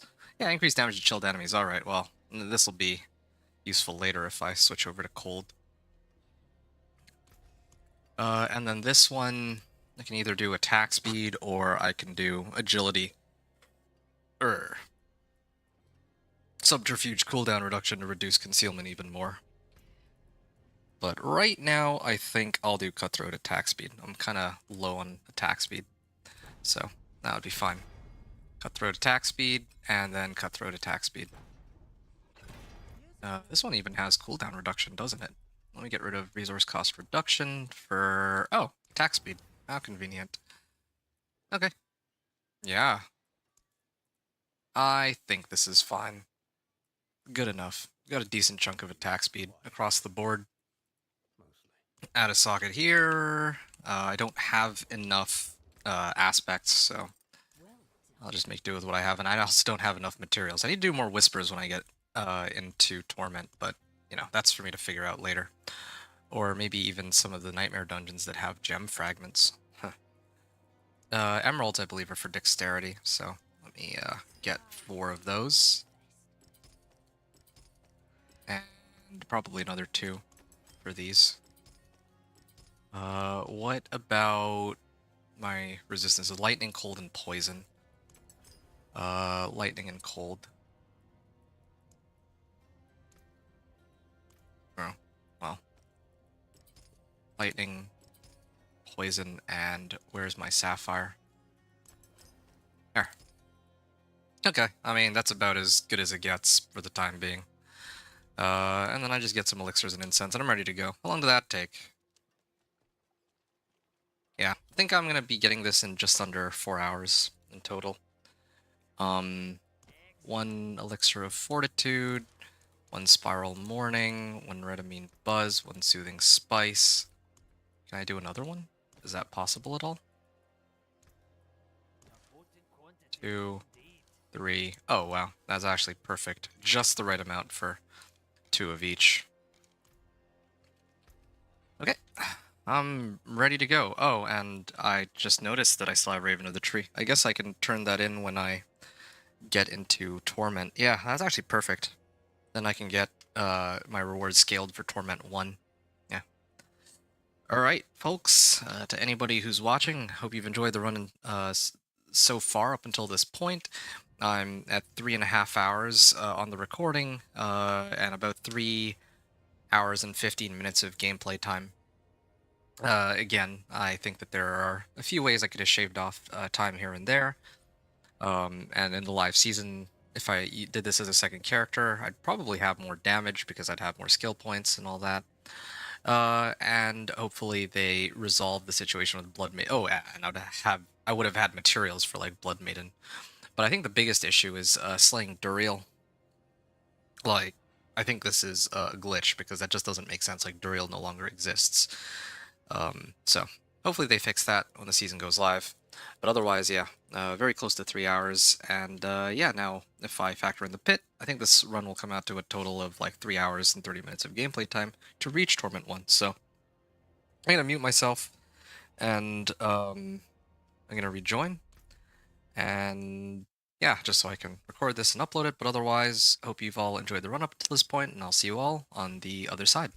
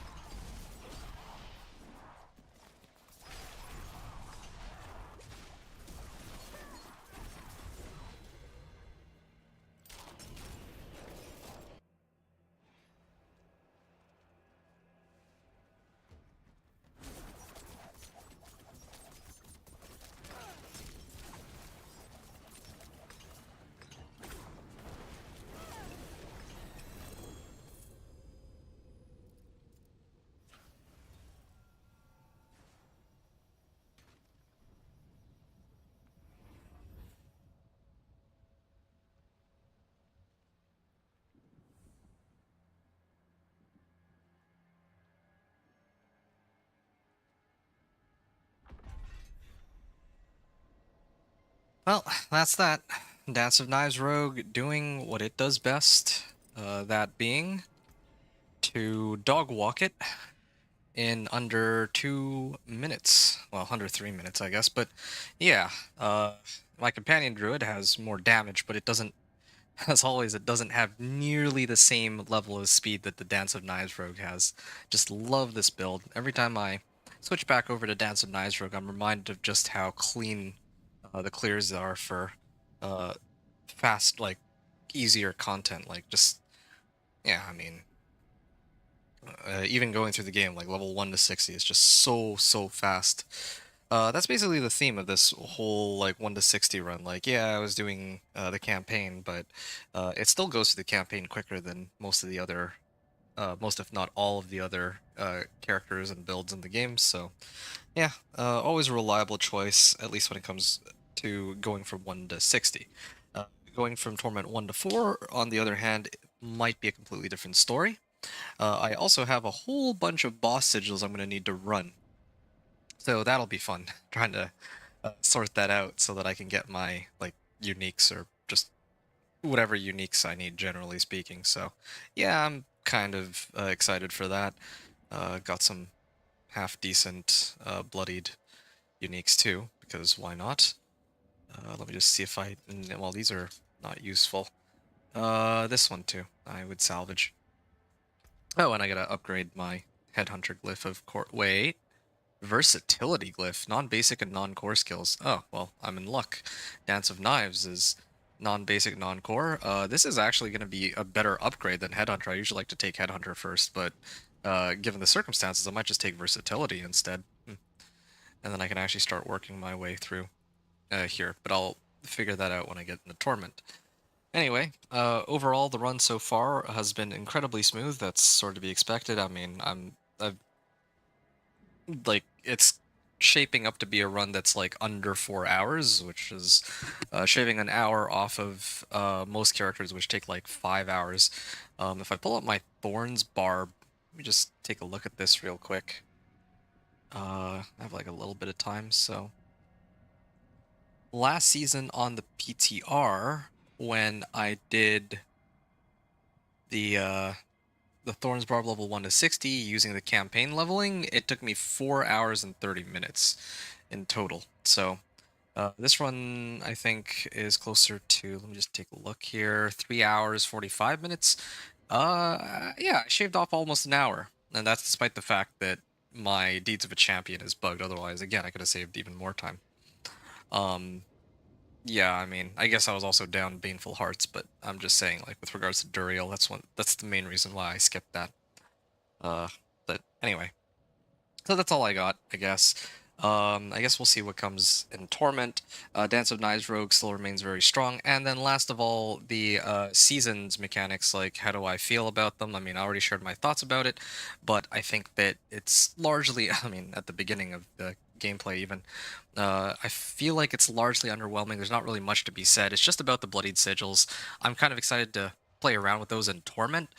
But the bloodied items and the kill streaks kind of leave much to be desired. Like, they're sort of nice to have. I'm gonna go to Kmart here and set it to Torment, and then hop off. But the kill streaks are kind of nice, but they don't really give anything too noteworthy, I think it's fair to say. So yeah, I feel like they could up or improve a lot of the stuff that they've added. Like, the bloodied items should at least be able to have imprints or aspects imprinted and all that, but we'll see how it goes in the live season. For the time being, though, I think I'm done. Tomorrow I'm going to continue my run, Torment 1 to 4, but otherwise, yes, that was my gameplay for level 160. So I hope you enjoyed it. Appreciate you all tuning in. Thanks everyone for watching. Adventure out.